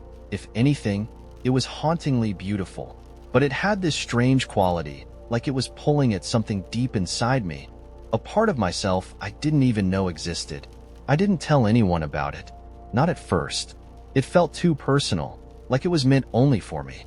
One night, curiosity got the better of me. I grabbed a flashlight, threw on my jacket, and headed into the woods. The further I walked, the clearer the music became. It wasn't just random notes anymore. It was a melody, intricate and otherworldly. It reminded me of something I'd heard in a dream once. Something I couldn't quite place, but somehow knew I'd never forget. The trees around me grew denser, their branches reaching out like skeletal fingers. The ground beneath my feet was soft with moss, muffling my steps. I should have been scared, walking alone in the dark, but the music kept me moving, each note pulling me deeper. That's when I saw the light. At first, I thought it was the moon filtering through the trees, but it was too bright, too focused. It flickered like firelight, warm and inviting. I crept closer, my heart pounding in time with the music. The source of the light was a clearing I'd never seen before. even though I'd lived here my whole life. At its center was a massive tree, ancient and gnarled, its roots twisting into the earth like veins. Hanging from its lowest branch was a golden harp, its strings glowing faintly in the dark. And beneath the harp was the figure. She was sitting cross-legged, her head bowed, her hands hovering over the harp's strings. Her hair was long and dark, cascading around her like a shadow. She wasn't playing the harp so much as commanding it. The strings moved on their own, vibrating in a way that defied logic. "Hello?" I called, my voice trembling. The music stopped abruptly, and the woman looked up. Her face was pale and striking, her eyes the color of molten gold. She didn't look surprised to see me. If anything, she looked amused. "You came," she said, her voice as melodic as the harp. I heard the music," I stammered. I wanted to know where it was coming from. She tilted her head, studying me like I was a puzzle she was trying to solve. "Not many hear it," she said. "Fewer still follow it." "What is it?" I asked, glancing at the harp. Her lips curved into a smile, but it wasn't warm. "The music calls to those who need it," she said. "Those who are lost, searching for something they can't name." I wanted to deny it, to tell her she was wrong, but the words stuck in my throat. She wasn't wrong. I'd been drifting for months, maybe years, going through the motions of a life that felt increasingly hollow. "What happens now?" I asked. She stood slowly, her movements fluid and deliberate, and gestured toward the harp. "Now, you play." "I don't know how to play the harp," I said, taking a step back. "You don't have to," she replied. "The harp knows." Her words didn't make sense, but there was something in her tone, something final, that made me step forward anyway. The harp seemed to hum as I approached, its strings vibrating softly, as if it was alive. When I reached out, the woman grabbed my wrist. Her touch was cold, almost painfully so. "Once you play, you can't take it back," she warned. I hesitated, my hand hovering over the strings. "What happens if I play?" She didn't answer, just smiled that strange, knowing smile. The music was already inside me, pulling at my heart, my mind, my very soul. I couldn't resist it any longer. My fingers brushed the strings, and the world around me exploded into sound and light. The music poured out of the harp, a melody so powerful it brought tears to my eyes. It wasn't just sound. It was emotion, memory, and something deeper, something primal. Images flashed through my mind. Moments from my childhood, long-forgotten dreams, faces of people I'd loved and lost. And then the music changed. The melody grew darker, heavier, and I realized with a sinking feeling that the images had changed too. I saw myself standing on a cliff, staring into an abyss. I saw the faces of people I didn't recognize, their eyes wide with fear. I saw the woman, her golden eyes filled with something I could only describe as hunger. I tried to pull my hands away, but they wouldn't move. The harp had me now, its strings wrapping around my fingers like tendrils. "What's happening?" I cried, panic rising in my chest. "You're feeding it," the woman said, her voice calm and detached. "Feeding what?" I gasped, struggling against the invisible force that held me in place. "The tree," she said simply. "It thrives on the music, and the music thrives on you." I looked up at the tree, and for the first time, I noticed how its bark pulsed, like a heartbeat. The light emanating from it was no longer warm. It was blinding, searing into my skin. "You tricked me," I shouted, my voice breaking. She shrugged, her expression unreadable. "You came of your own free will. The music only calls to those who answer." I don't know how long I was there, playing that cursed harp, my life draining into the tree with every note. When I finally collapsed, the harp released me, its strings snapping back into place. The woman was gone, but her voice lingered in my mind. "Once you play, you can't take it back." I staggered out of the clearing, my body weak, my soul hollow. The woods felt different now, darker and colder. When I looked back, the tree was gone, as if it had never been there at all. But the music hasn't stopped. I hear it every night, just as the sun sets. It's louder now, more insistent, and I know it's calling me back. I don't think I can resist it much longer. The day started with a sound I couldn't place, like someone dragging their fingertips across the surface of a mirror. It came from nowhere and everywhere all at once, so faint I might have imagined it. I was brushing my teeth when I first heard it, a shiver spreading across the back of my neck.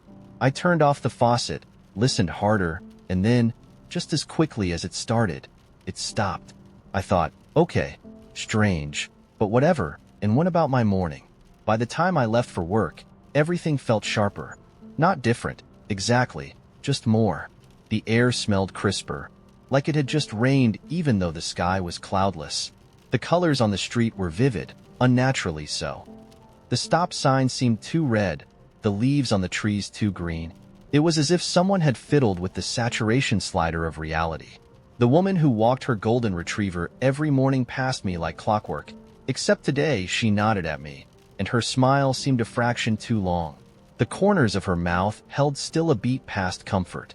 I waved back quickly, pretending not to notice. It wasn't until I got to the train station that I realized something was very, very wrong. The crowd on the platform looked normal at first glance. People scrolling on their phones, sipping coffee, standing like penguins in little clusters to avoid the edge. But as I stared, I noticed that no one was really moving. Not in the way they should. A man was mid-sip, his cup held a few inches from his mouth, not trembling or tilting. A teenager with earbuds and stood frozen with one foot lifted off the ground, as if stuck between steps. Even the pigeons were paused mid-flight, wings locked open like glass sculptures. I took a step back, my breath caught in my throat. The sound came again, fingers dragging over a mirror, but louder now. This time, it seemed to come from underneath the platform. The vibrations hummed up through the concrete, making the air feel heavier. I looked around, trying to find someone, anyone else who noticed, but they were all still. People held their frozen expressions like actors on a stage, waiting for their cue. Then the train arrived. It screamed into the station with a shriek of metal and brakes that rattled my bones. The wind it kicked up sent newspapers and hats flying in a whirl, except no one moved to grab them. When the train stopped, the doors hissed open, and a single person stepped off. A man in a long gray coat. He wasn't frozen like the others. He moved slowly, deliberately, his polished shoes clicking on the tile as he scanned the station. I couldn't see his face, not really. It was blurred, like looking at someone through frosted glass, but I could feel his eyes settle on me. "Finally," he said, his voice smooth but hollow, like sound passing through an empty hall. "You're awake?" I backed up, bumping into a bench. What is this? What's wrong with everyone?" He tilted his head slightly, the way a crow does when it studies something shiny. "They're paused," he replied. "For now." "Paused?" "Yes," he said simply. "It happens sometimes when the story slips. You're lucky or unlucky, depending on your perspective. Most people don't notice." "What story?" My voice wavered, and I hated how small it sounded. The man ignored my question and reached into his coat pocket, pulling out something small. He held it up between his fingers. A thin, silver key, perfectly ordinary except that it shimmered faintly, as if catching a light I couldn't see. He extended his arm, offering it to me. "Take it." I didn't move. "No. What is it for?" His blurred face turned toward the frozen crowd. "Do you want this to continue?" he asked. "The people here? They're trapped. You can fix it, or you can walk away." "Fix it how?" He didn't answer. He just waited, the key gleaming in his outstretched hand. I don't know why I reached for it. Maybe it was the awful stillness of the world around me.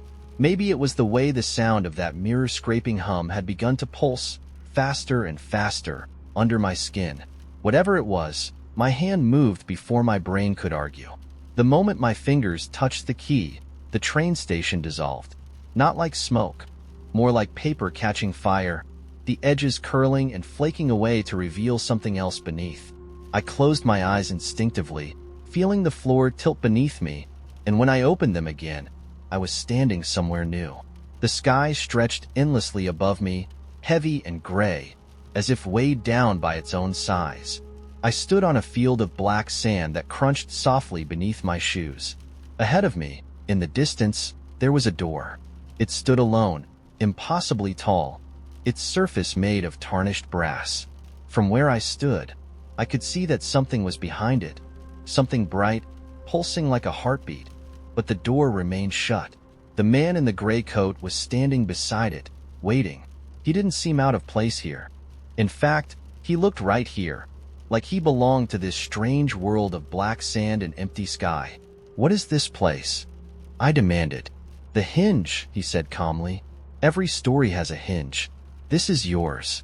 "You're not making any sense." "I don't have to," he replied. "You already know why you're here." "No, But as soon as I said it, I stopped, because deep down, I did know. The stillness at the train station, the too bright world, the sound of fingers across glass. The story was breaking. Somehow, I was at the center of it. He gestured toward the door. "The key," he said softly. I looked down at the silver key in my hand. It felt heavier now, its surface warm, like it was alive. The pulsing light from behind the door grew brighter, spilling thin cracks of gold into the gray sky. I felt that if I turned and ran, the door would pull me back. I wouldn't escape it, not really. So I walked forward.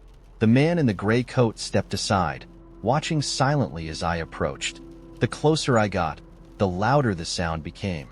The dragging fingers, the hum, the feeling of the world straining against itself. I slid the key into the lock and turned it. The door swung open. It's impossible to describe what I saw on the other side. Light and shadow, sound and silence, creation and destruction, all layered on top of each other in endless waves. It wasn't just the world. It was every world, 1,000 stories spinning like threads, unraveling and rewinding all at once. And at the center of it all was me. I turned to look at the man, but he was gone. The field of black sand was gone, too. I was nowhere and everywhere, floating between the seams of reality itself. And then I heard a voice, my own voice, coming from somewhere far away. "Wake up," it said. I blinked. I was back in my apartment, sunlight streaming through the window. My coffee mug sat on the counter. My slippers were exactly where I'd left them. I let out a shaky breath, convincing myself it was just a dream, until I reached into my pocket and pulled out the silver key, still warm in my hand. And somewhere, just faintly, I could hear the sound of fingertips dragging across a mirror. It was a dull, unassuming thing, tucked into the side pocket of my jacket like it had always been there. I only noticed it because my hand brushed against it while I was digging for my headphones. I pulled it out, expecting to find a random coin or a button, but instead, there it was, a key. Old and heavy, with a looped top shaped like an open eye. Its surface was worn smooth, the kind of wear that only comes from years of being touched, turned, used. I asked everyone about it. My parents, my little sister, even the old man next door who always seemed to know things he shouldn't. No one recognized it. "Probably just an old skeleton key," my dad said with a shrug.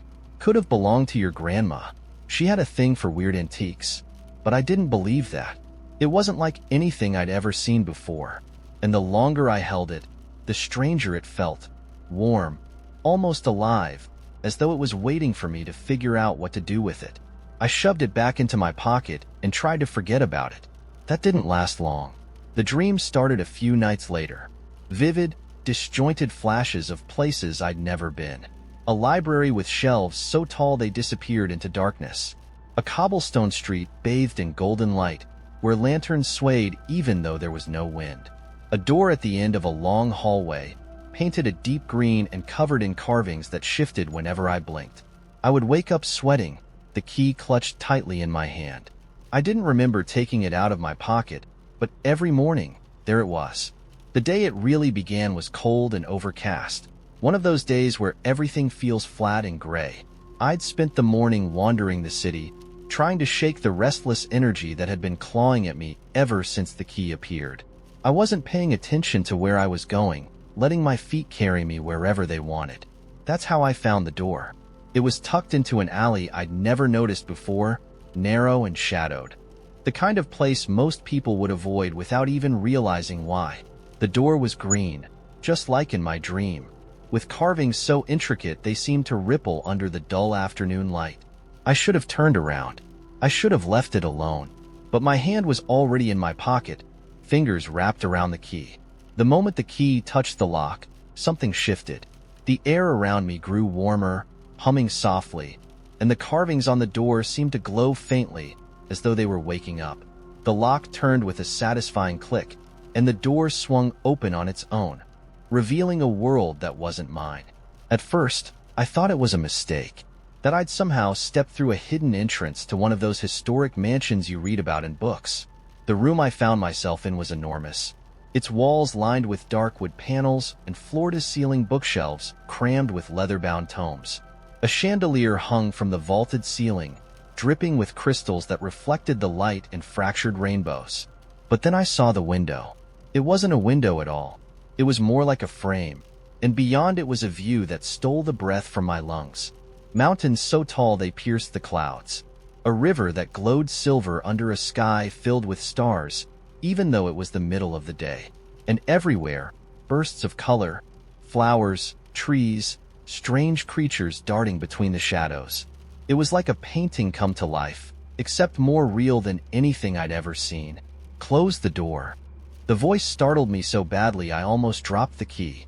I spun around to see a woman standing in the doorway. She was tall and sharp, like someone had carved her out of marble and given her life. Her hair was dark, streaked with silver, and her eyes were a piercing shade of green that seemed to match the door itself. "Close it," she said again, her voice firm but not unkind, "before it lets something through." I turned back to the door and saw what she meant. The air around it was rippling, like heat waves rising off asphalt in the summer. Something moved on the other side, just beyond the threshold. Something too big and too many-limbed to make sense. I slammed the door shut and turned the key, locking it tight. The ripples stopped, and the air settled. "You shouldn't have been able to open that," the woman said, her tone unreadable. I didn't know," I stammered, holding the key like it might burn me. She stepped closer, her eyes narrowing. "Where did you get that?" "I didn't. It just showed up." Her expression shifted slightly, something like curiosity flickering across her face. "Of course it did," she murmured, almost to herself. Then louder, "Come with me." I followed her through the room and into a hallway that seemed to stretch on forever. The walls were lined with doors, each one different. Some ornate, some plain. Some so small they looked like they were made for children. The woman moved with purpose, her footsteps echoing softly against the stone floor. "What is this place?" I asked, struggling to keep up. "This is the Between," she said. "A crossroads of sorts. The doors lead to different worlds, different possibilities." "Why me?" I asked. "Why did I get the key?" She stopped in front of a door that shimmered like liquid gold and turned to face me. "The key chooses," she said simply. "It finds those who need it, or those it needs." "That's not an answer," I said, my frustration bubbling over. "What does it want from me?" Her lips quirked into a faint smile. "That's for you to figure out. But be careful. The doors don't open for free. Every choice comes with a price." Before I could ask her what she meant, she opened the golden door and stepped through, leaving me alone in the hallway. I still don't know why the key chose me, or what lies beyond all the doors I haven't opened yet. But I can't leave it alone. Every time I hold the key, I feel the pull, the hum of something vast and unknown calling me to step through and find out. So here I am, standing in front of another door, hand on the key, ready to see where it takes me next. Would you turn it? Or would you leave the door unopened, never knowing what was on the other side? The piano in the corner of the room hadn't played itself in over 70 years. Yet tonight, as the storm lashed against the windows of the old manor, the melody began. A soft, haunting tune that seemed to grow from the walls themselves. Nia froze at the sound, her hand hovering over the dusty journal she had just pried open. It wasn't possible. She was alone. She had made sure of that when she bribed the caretaker to let her in after hours. The room seemed to breathe, the shadows cast by the flickering fireplace stretching and shifting as if alive. Nia turned slowly, her pulse hammering in her ears. The piano keys moved, pressing down one by one, though no one sat at the bench. The song was familiar, a lullaby her grandmother used to hum, the same one she claimed had been written by someone who never existed. Nia's throat was dry, but she managed to whisper, "Who's there?" The piano stopped mid-note, the silence as sharp as a blade. For a long moment, nothing moved. Then, the journal snapped shut on its own, the sound reverberating through the empty room. Nia stumbled back, her foot catching on the edge of the rug. She landed hard, but she didn't take her eyes off the piano. The air around it shimmered faintly, as if heat waves were rising from its surface. And then, without warning, the figure appeared. It wasn't human, not exactly. It looked like someone halfway caught between a memory and a dream. Its form shifting, translucent, its edges blurring into the air around it. It had no face, but its presence was suffocating, as if it was something far too big to fit in the room but was trying anyway. "You shouldn't be here," it said, its voice low and resonant, like a distant thunderstorm. Nia pushed herself up onto her elbows, her chest tightening. I just wanted to know the truth." The figure tilted its head, its form flickering like static. "The truth isn't for you." "But it is," she said, finding strength in the words. "My grandmother, she wrote about this place. About you. She said the house holds a secret that no one's ever found. Something buried in the music." The figure leaned closer, its presence so overwhelming that she felt her skin prickle. "And if you find it, what will you do with it?" Nia hesitated, her mind racing. She hadn't thought that far ahead. The journal she'd spent years tracking down, the one that was now lying closed on the floor, hinted at power, at knowledge that could rewrite everything she thought she knew about her family's past. But now, face to face with whatever this was, the thrill of discovery was slipping into something darker. "I just want to understand," she said finally, her voice quieter now. "Why my grandmother came here. Why she never left." The figure straightened, its head tilting again in that unsettling, inhuman way. "She made a bargain." The words sent a chill through Nia. What kind of bargain? The figure gestured toward the journal, and it slid across the floor, stopping neatly in front of her. She hesitated before picking it up, her fingers trembling as she opened it again. The words on the page were no longer faded. They burned bright, as if freshly written. "To hold the melody is to hold the soul." Nia frowned, her eyes scanning the words. "What does that mean?" The figure didn't answer. Instead, the piano began to play again, the same haunting lullaby, but now the air around her seemed to thrum with it. She felt it in her chest, her bones, her very blood. The room darkened, the flickering firelight swallowed by shadows that crept closer with each note.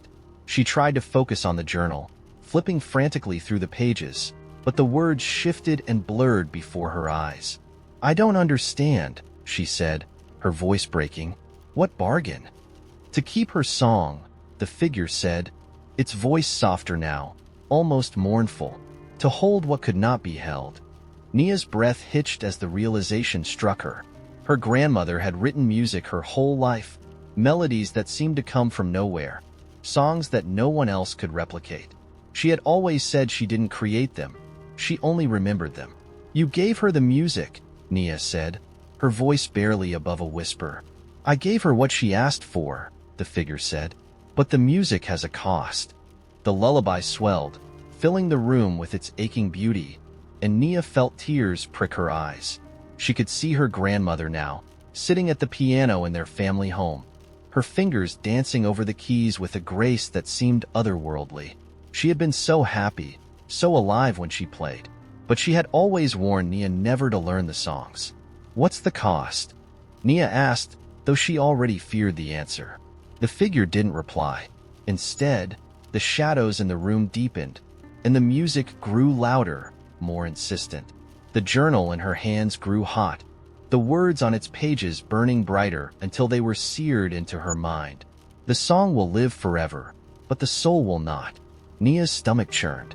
She thought of her grandmother's decline, the way she had seemed to fade in those final years, her music becoming more erratic, more desperate, until one day, she stopped playing altogether. The piano had been locked after her death, and no one had touched it since. Until now. Take it back, Nia said, her voice trembling. Whatever she gave you, take it back? The figure's edges flickered, its form growing fainter. The song is not mine to unmake. It is yours now. No, Nia said, shaking her head. I don't want it. The figure raised its hand, and the music stopped. The silence was deafening, pressing down on her like a physical weight. It has already begun, it said. The melody is in you. Before she could protest, the figure dissolved into the air, leaving only the faint glow of the lantern. The shadows receded, the room returning to its previous stillness, but the feeling of the music lingered, thrumming faintly in her chest. Nia stood there for a long time, clutching the journal as the storm outside began to wane. When she finally looked down at the piano, its keys glowed faintly in the dim light, the memory of the song still etched in their ivory surface. And then, as if drawn by an unseen hand, she sat down. Her fingers hovered over the keys, trembling. The melody she had heard, her grandmother's melody, played in her mind, insistent, aching. She pressed the first note, and the house began to sing. I woke up to find my room filled with floating lanterns, each carrying a whisper. They drifted lazily through the air, glowing faintly, and as I sat up, one of them bumped against my forehead and spilled its secret. Turn left, it said, and I blinked in confusion. Turn left where? But the lantern didn't elaborate. It bobbed away like it had done its job. Another lantern floated past, murmuring softly, "The smallest doors lead to the biggest places." I rubbed my eyes and decided not to ask questions. Questions don't get you far in a day like this. My slippers, now back to their usual slipper form after yesterday's escapades as goldfish, greeted me enthusiastically. Big day ahead, the left one chirped. The right one simply yawned. We'll catch up by lunch, it muttered. In the hallway, the wallpaper had started peeling itself off the walls, not out of neglect, but out of curiosity. The delicate vines and flowers printed on it were climbing down, forming a kind of ivy trail that snaked its way toward the kitchen. "Follow us," they said, their voices like rustling paper. The kitchen had turned into a forest. Not a full forest, mind you, but just enough trees to make breakfast feel like a camping trip. My fridge had grown a trunk, and the branches above it were dripping ripe oranges. A deer, wearing an apron, stood by the stove flipping pancakes. "Good morning," it said without looking up. "Morning," I replied, taking a seat on a log that hadn't been there yesterday. "Is this a permanent change?" The deer shrugged, its antlers catching the light. "Depends. Forests grow where they're needed." I didn't argue. The pancakes were perfect. Outside, the street was underwater. Not a flood, exactly. More like the ocean had decided to pay a visit. The asphalt shimmered beneath a layer of impossibly clear water, and fish swam lazily past the stop signs. A shark in a business suit gave me a curt nod as it floated by. "Tight schedule," it said in a clipped tone, adjusting its briefcase. A school of jellyfish had gathered around the mailbox at the corner, which was now glowing like a lighthouse. The mailbox beamed its light in rhythmic pulses, and the jellyfish twirled in response, as if dancing to a song only they could hear. I waded through the water, my steps barely causing ripples. Ahead, I saw a child standing on the surface like it was solid ground, her shadow stretching impossibly long beneath her. She was tossing coins into the water, each one creating a tiny, glowing ripple that didn't fade. "What are you doing?" I asked. "Making wishes," she said without looking at me. "Do they come true?" The child turned, and for a moment, her eyes were filled with stars. "Not always, but the ones that do, they're worth it." Before I could reply, the water began to rise, lifting me gently into the air. The entire neighborhood tilted upward, as if the earth had decided to take a bow. I clung to a passing street lamp, now horizontal, as the water carried us all higher and higher. A flock of seagulls whizzed by, shouting things like, "Hang on," and "Told you gravity was optional." At the peak of the ascent, the water stilled, holding me in place like I was suspended in amber. Then, in one swift motion, it drained away, leaving the street dry and glittering like polished glass. Ahead, a door had appeared. It stood in the middle of the road, freestanding, its frame carved with intricate patterns that seemed to shift when I wasn't looking. "The smallest doors," I murmured, remembering the lantern's whisper. I hesitated, then reached for the handle. The door swung open before I could touch it, revealing a staircase spiraling downward into darkness. Without thinking, I stepped through. The descent was strange. The air felt heavier with every step, but not in an oppressive way. It was more like the weight of being watched, but kindly, as if the world itself was holding its breath. The walls around the staircase were made of books, their pages fluttering as I passed. "Careful what you read," one of them warned. "Stories tend to stick to you." When I reached the bottom, I found myself standing in a massive library. It wasn't like any library I'd ever seen. There were no shelves, only trees, their branches heavy with books instead of leaves. Rivers of ink flowed between the trees, pooling into inkwells that bubbled like hot springs. A librarian appeared, their face obscured by a mask shaped like an open book. "What's your question?" they asked. "I didn't know I had one," I admitted. "Everyone does," they said, gesturing to the trees. "The books grow answers, but only to the questions you don't realize you're asking." I wandered between the trees, my fingers brushing their bark. The books whispered as I passed, fragments of sentences spilling into the air. "Why do you hesitate? What are you afraid of leaving behind? What would you do if no one was watching?" I stopped beneath a tree with silver bark. A single book hung low on its branch, its cover blank. When I touched it, the cover shifted, letters appearing like dew. "What would happen if you stayed?" "I don't know," I whispered. The book opened itself, pages turning rapidly. It didn't show me words, only images. A house that grew forests from its walls. A city built on rivers of light. A sky filled with stars that didn't stay in place. "You could stay," the librarian said, suddenly beside me. "Many do." "I don't think I'm ready," I replied. They nodded, as if they'd expected this. "Then take this with you." They handed me the book, which had shrunk to the size of a pocket notebook. "It will grow when you're ready." When I climbed back up the staircase, the door had vanished and the street was back to normal, or as normal as it ever got.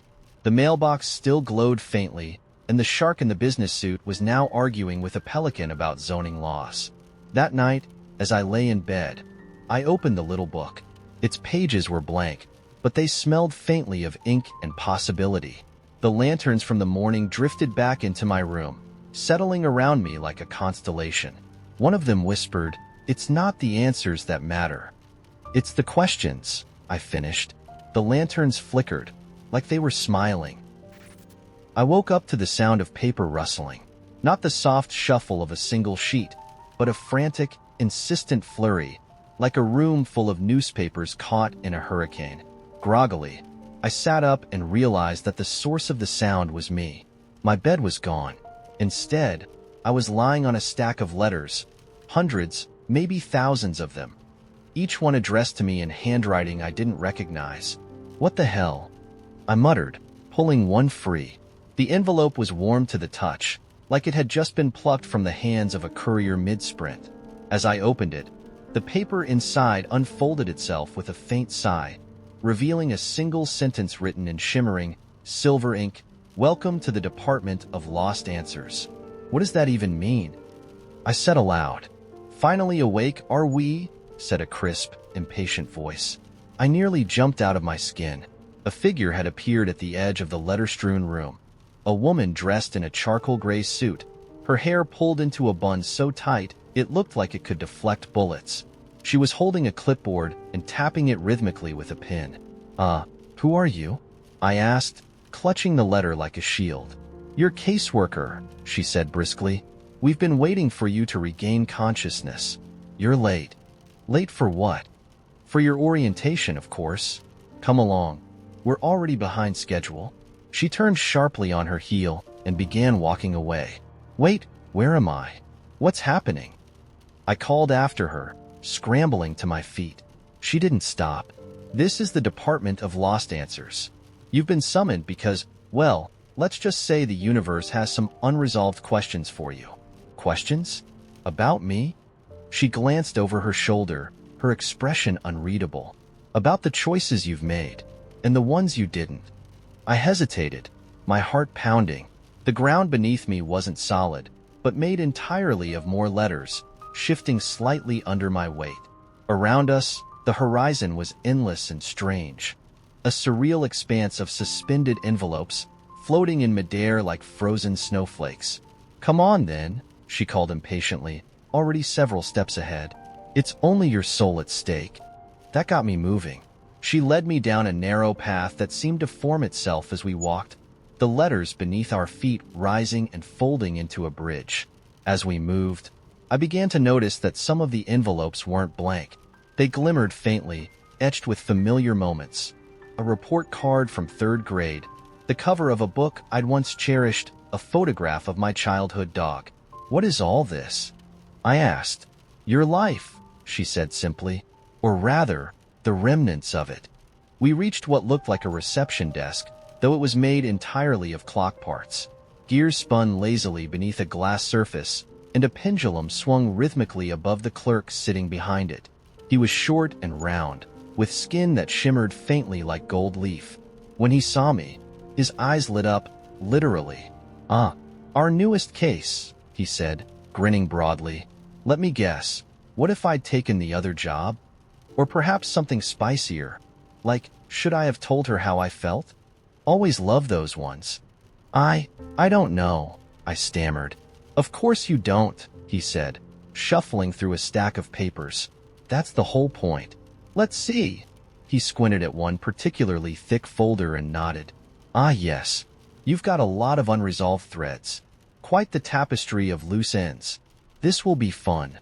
"Fun for who?" I asked, my voice rising. "For us," the woman said, her tone dry. "For you, it'll be illuminating." Before I could protest, the clerk slammed his hand down on a large, brass button. The world around me shifted instantly, the letter-covered floor dissolving into something else entirely. I was standing in a classroom, except it wasn't any classroom I remembered. The walls were made of chalkboards, and the desks floated several feet off the ground, tethered by chains of ivy. The air smelled faintly of ink and ozone. Sitting at one of the desks was me, or at least a younger version of me, maybe 10 years old, scribbling furiously in a notebook. "What the?" I started, but the caseworker appeared beside me, unbothered. "This is one of your junction points," she said. "A moment where your life could have split in any number of directions. Watch closely." As she spoke, a teacher walked into the room, holding a stack of papers. She placed one on my younger self's desk, a test, by the look of it. The younger me glanced at it, then at the teacher, his face pale. "Ah, I remember this," I muttered. "You should," the caseworker said. "This is where you cheated." "What? No, I didn't." "Didn't you?" I watched as the younger me hesitated, his eyes darting toward the test paper. And then, sure enough, he glanced over at the notebook on his desk, where the answers had been hastily scrawled. The classroom dissolved before I could say anything, replaced by another scene. This time, I was older, 17, standing in a park at sunset. In the distance, a girl with a bright yellow scarf was walking away, her shoulders hunched. "You never called her back," the caseworker said quietly. My throat tightened. "It was complicated."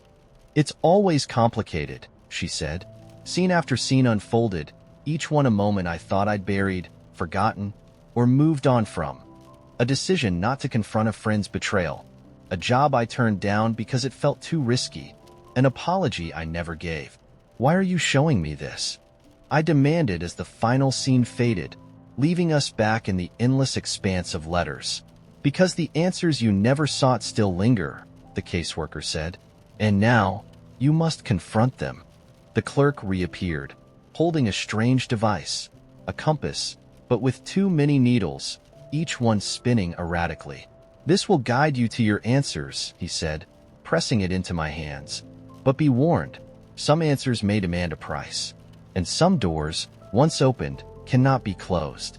Before I could ask what he meant, The ground beneath me split open, and I was falling again. This time into a labyrinth of endless doors, each one marked with a question I'd spent my life avoiding. So here's my question to you. If you had to confront the unanswered questions of your life, would you take the risk? Or would you leave the doors unopened, wondering forever what might have been? Sure, here's a tale for the books. Let me tell you about the time I accidentally summoned a ghost with a vending machine. It was finals week during my senior year of college, and the campus library had turned into a wasteland of sleep-deprived students surviving on caffeine, panic, and the occasional burst of sheer existential despair. I was one of them, holed up in a corner with my laptop, a stack of textbooks, and a growing sense that my major was a bad idea. Around 2 a.m., I hit my breaking point. My eyes burned. My brain felt like it had been put through a blender, and I was so hungry that even the sad little vending machine in the basement started to seem like an oasis. The basement of the library was infamous, not because it was creepy, though it definitely was, but because the vending machine down there had a reputation for being strange. People swore it didn't just eat your money, it made your snacks weird. One girl claimed her bag of Cheetos came out filled with marshmallows. Another guy said his granola bar wrapper was empty, but when he opened it again later, it was full of raisins. No one could explain it. Obviously, the smart move would have been to stay upstairs, but desperation and a craving for salt won out over common sense. When I got to the basement, it was dead silent except for the hum of the vending machine. The fluorescent lights flickered overhead, and the air had that stale, musty smell of places that hadn't been cleaned since the Bush administration. I stepped up to the machine, dug out a crumpled dollar, and stared at my choices. Chips? Candy? One of those weird granola bars that tasted like cardboard? I settled on a pack of pretzels. Simple, safe, reliable. I fed the dollar into the slot, punched in the code, and watched the machine come to life with a series of clunks and whirs. The pretzels teetered at the edge of the coil before falling, and I bent down to grab them. That's when I noticed it. Tucked into the bottom corner of the vending machine was a small, folded piece of paper. I assumed it was trash at first, but curiosity got the better of me. I reached in, pulled it out, and unfolded it. The handwriting was shaky and uneven, like it had been scrawled in a hurry. It read, "For the lost, knock thrice and speak their name." Now, under normal circumstances, I would have laughed, tossed the note, and gone back upstairs with my pretzels. But it was 2 a.m., I was sleep-deprived, and the vending machine's reputation had already primed me for weirdness. Plus, something about the phrase, "for the lost," tugged at my brain like a loose thread. So, naturally, I did what no rational person would do. I knocked on the vending machine 3 times. At first, nothing happened. I felt a little ridiculous, standing there in the flickering light, but then the machine whirred again, louder this time, like it was rebooting itself. The screen flashed once, then twice, before going completely dark. The hum of the machine stopped, and for a split second, everything was eerily quiet. Then the light inside the machine flickered back on, and there, in the bottom slot, was something new. A crumpled photograph. I reached in and picked it up, my heart thudding harder than I wanted to admit. The photo was old, faded and yellowed at the edges, like something out of an antique shop. It showed a group of students standing in front of the library, grinning like they didn't have a care in the world. I turned it over, and written on the back was a single name, Rebecca T. And that's when the whispering started. It was faint at first, like the sound of distant wind, but it grew louder, swirling around me in the empty basement. I couldn't make out the words, but it felt like someone, or something, was trying to talk to me. My legs told me to leave. My brain told me to leave. But instead, I whispered, "Rebecca?" The room fell silent. And then, clear as day, a voice behind me said, "Who are you?" I spun around so fast I nearly tripped over my own feet. Standing there, in the middle of the basement, was a girl about my age, dressed in clothes that looked like they were pulled straight out of the 1980s. Her hair was teased, her jeans were high-waisted, and she was glowing faintly, like someone had turned her brightness settings up too high. I stammered. "Hi." She frowned at me. "You're not from my class. Are you a new pledge?" "Pledge," I repeated, my brain struggling to keep up. "The Theta Psi scavenger hunt," she said, rolling her eyes like I was the weird one in this scenario. "You found my clue. So, what did you bring me?" I looked down at the pretzels in my hand. These?" Rebecca's face lit up. "Pretzels. My favorite. Thanks." She reached for them, but her hand passed right through the bag. Her smile faltered, and she looked down at her translucent fingers. "Oh, right. Still dead." That was the moment I realized I was having a conversation with a ghost. A ghost who apparently really wanted pretzels. "Rebecca," I said slowly, "what exactly are you doing here?" She sighed. "I lost the scavenger hunt. Okay? I was supposed to find the last item, an old library card, but I tripped on the stairs and," she gestured vaguely at her glowing self, "didn't quite make it. Now I'm stuck here until someone finds it for me." "Wait, hold on," I said, holding up my hands. "You're telling me you're haunting this vending machine because of a scavenger hunt?" "It wasn't just any scavenger hunt," she snapped. "It was epic, and now I can't move on until it's done." I blinked at her. I wanted to laugh, cry, and scream all at once, but instead, I said, "Okay, fine. Where's the library card?" Her eyes widened. "You'll help me?" "I mean, sure," I said, because what else do you say to a vending machine ghost? With Rebecca's instructions, I found the missing library card buried in a box of old records in the archives. When I brought it back to her, she clapped her hands and grinned. "Finally," she said, her glow getting brighter. "You're the best." And just like that, she was gone. The vending machine whirred back to life, the hum filling the silence again. I stood there for a long moment, holding the library card, trying to process what had just happened. Then the machine spit out another bag of pretzels, free of charge, and I decided that was my cue to leave. So yeah, that's the story of how I made friends with a ghost over pretzels. Have you ever had one of those moments where reality just breaks a little? Because trust me, it's not as scary as it sounds. Mostly, it's just weird. It began with a knock on my door at precisely 3:03 a.m. I live alone, in a building where the walls are thin and the neighbors don't bother with pleasantries. So when someone knocked, 3 sharp raps that echoed like they'd been struck right against my spine, it yanked me out of sleep like a bucket of cold water. I sat up, heart hammering, staring at the door across the room. There was no second knock. I thought maybe I'd imagined it, some trick of a half-formed dream. But when I got up to check through the peephole, the hallway outside my apartment wasn't empty. A small, black box sat on the floor, perfectly square, wrapped in a ribbon the color of blood. There was no note, no name, just the box, as still and harmless as a forgotten package. I don't know why I picked it up. Logic told me to leave it there, to close the door and go back to bed, but my body moved on instinct. As soon as my fingers touched it, I felt it, warm, like it had been sitting in the sun, and humming faintly, as if there was something alive inside. I carried it to my kitchen table, set it down, and just stared at it. I should have called someone, police, a neighbor, anyone, but a strange calm had settled over me, like the box had already made up my mind for me. I slipped the ribbon off, and the hum grew louder, vibrating against the table. I opened the lid. Inside was a watch. Not just any watch, a pocket watch, silver and gleaming, with a face that ticked backward. Its hands swept smoothly in reverse, counting something down, though there were no numbers. Instead, the markings around the edge of the clock face were symbols: stars, moons, eyes, spirals. The longer I stared at it, the more they seemed to move, like they were shifting in place, rearranging themselves into something I could almost understand. And then the ticking stopped. The watch's glass face cracked, a single thin fracture splitting it down the middle. The lights in my apartment flickered, and a sound rumbled through the room, low and distant, like thunder coming from beneath the floorboards. I dropped the watch, and it hit the table with a sharp clang, but the sound didn't stop. It grew louder, closer. I turned toward the window, and for a moment, I thought I saw something staring back at me. Not someone, something.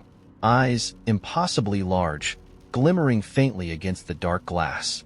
And then the knocking started again. This time, it wasn't on the door. It was coming from inside my closet.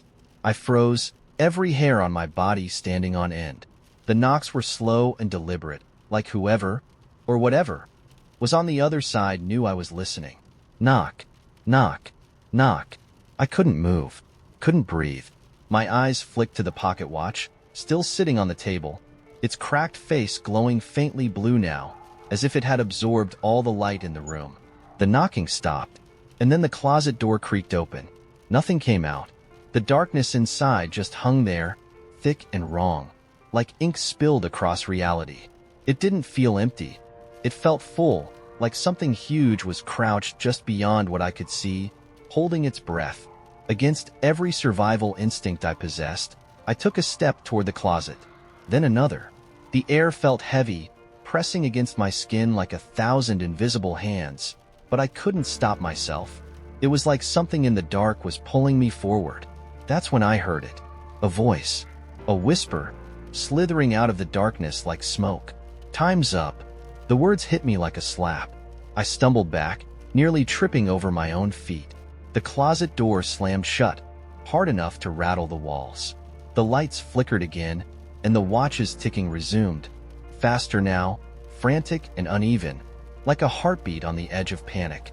I snatched it off the table, desperate to silence it, but as soon as I touched it, the world shifted. It's hard to explain. One moment I was standing in my kitchen, breathing hard, clutching the watch, and the next I was somewhere else. The ground beneath me was smooth and black, stretching out endlessly in all directions, like I was standing on a mirror. The sky, if you could call it that, was deep red, swirling with clouds that moved too quickly, like time was playing in fast forward. There was no sun, no moon, just that awful, shifting light. And in front of me, rising up out of the darkness, was a tower. It was monstrous, jagged and sharp, its surface shifting as though it was made of liquid shadow. At the top, a faint light pulsed, slow and steady, matching the beat of the watch in my hand. I turned around, hoping to see some way out, but there was nothing, just the endless black floor, stretching to forever. There was only one direction to go. The tower's entrance was a massive archway, and as I stepped inside, I realized the walls were covered in clocks, thousands of them, their hands all moving backward, ticking softly like rain. The sound surrounded me, pressing against my skull, growing louder with every step. At the end of the hallway, I found a staircase winding up into the dark, and at the base of the staircase, a message had been carved into the stone floor. Reach the top before the last tick. The watch in my hand was glowing brighter now, the symbol shifting faster. I didn't want to climb the stairs, but I didn't see a choice. So I climbed. The first few flights were easy, though the ticking of the clocks grew louder with every step. Then the whispers started. Low, indecipherable voices that seemed to come from the walls themselves, growing louder the higher I went. I tried not to listen, but some of the words burrowed into my mind, planting doubts I couldn't shake. "You're too late. Turn back. You don't belong here." I kept climbing. The air grew colder. My legs ached, and still, the staircase wound upward, endless and cruel. The watch grew heavier in my hand, its glow now so bright it hurt my eyes. Finally, I reached the top. There was no door, no final room, just a platform, open to the swirling red sky. In the center stood a figure. They looked human, but their edges were all wrong, blurring and shifting like smoke caught in a draft. Their face was featureless except for a wide, sharp smile, and they were holding a watch identical to mine, its hands frozen at the center. "You're here," they said, their voice smooth and hollow. "You shouldn't be, but you are." "What is this place?" I managed to ask. The figure tilted their head. "A mistake. A doorway left ajar. You stepped through, and now the clock demands payment." "What payment?" The figure's smile widened. "Time. Yours." I looked at the watch in my hand, its glow pulsing faintly now, as though it was alive. "What happens if I refuse?" The figure laughed, a sound like shattering glass. "You don't refuse. The clock always takes what it's owed." Before I could react, they raised their hand, and the watch in my grip shattered. The world tilted. I woke up in my apartment, gasping for breath, clutching at my empty hand. The watch was gone. The black box was gone. The hallway outside was normal again. But something's wrong. I can hear it still, the ticking, soft, faint, like it's coming from inside my chest. And every night at 3:03 a.m., there's a knock at my door. I haven't opened it. Not yet. But I think one day, I won't have a choice. I was standing at the bus stop, scrolling through my phone to kill time, when I noticed it. The sun was setting behind me, and my shadow stretched long and thin across the cracked sidewalk. But something was off. It wasn't the shape. It looked just like me, from my messy hair to the bag slung over my shoulder. It wasn't the size either. No, the problem was that it didn't wait for me. I shifted my weight from one foot to the other. My shadow didn't. It stood still, perfectly still, as if it had decided I wasn't worth following anymore. For a moment, I thought it was just a trick of the light. Maybe the setting sun had hit a weird angle. Maybe my eyes were playing games with me after staring at my phone for too long. But when I took a cautious step forward, my shadow turned its head. I froze. It wasn't supposed to do that. Are you seeing this? I asked the man next to me, a stranger scrolling through his own phone. He glanced at me, then at the sidewalk, and shrugged. Looks fine to me, he said, and walked off as the bus pulled up. I stood there, staring at my shadow for a long moment before following him onto the bus. I sat in the back, near a window, and tried not to look at the floor. But I could feel it, the wrongness of it. When the bus turned a corner, the light shifted, and my shadow slid up the side of the seat in front of me. But instead of bending naturally with the angle of the light, it paused. And then it waved. Not like a cheerful, "Hi there," kind of wave. It was slower, deliberate, the way you might wave at someone from across a crowded room when you're certain they've seen you. I looked around, hoping someone else had noticed, but no one was paying attention. Just me, my shadow, and that deliberate, wrong wave. When the bus pulled to my stop, I jumped off without looking back. My apartment building was only a block away, and I jogged the rest of the way, my keys clutched tightly in my hand. The streetlights were flickering, and every time I glanced down, my shadow seemed to lag a little further behind, as if it were dragging its feet. By the time I reached my door, I was practically shaking. I fumbled with the lock, shoved the door open, and flicked the lights on. The apartment was empty, quiet. My shadow stretched across the hardwood floor, finally behaving the way it was supposed to. I locked the door, threw my bag onto the couch, and took a deep breath. Just stress, I muttered to myself. Long day, too much coffee, not enough sleep. But when I turned toward the bathroom, my shadow stayed put. It didn't turn with me. It didn't move at all. I backed up slowly, watching as it stood frozen in the middle of the living room, like a stain on the floor. My heart was pounding so loud it felt like it was echoing off the walls. "You're not real," I whispered, my voice barely audible. And then it moved. It stood up, not like a shadow should, stretching and bending with my movements, but like it was peeling itself off the floor. It rose in one smooth, unsettling motion until it stood upright, completely detached from me. We stared at each other. It wasn't solid. Not exactly. It was still dark, still shadow-like, but it had depth now, a figure made of pure absence, the kind of black that made you feel like you were falling just by looking at it. "Hello," it said, in a voice that sounded like my own but distorted, as though spoken through water. I stumbled back, my legs hitting the edge of the coffee table. What are you?" The shadow tilted its head, a gesture that felt eerily familiar. "That's the wrong question. What do you want?" I tried again, my throat dry. "That's a little closer." It stepped toward me. No, glided. Its movements were seamless, too smooth to be human. "The question you should be asking is, why now?" I shook my head, gripping the back of the couch for support. Why what now? Why am I here? Why did I finally decide to introduce myself? The room felt colder suddenly, the air sharp and thin.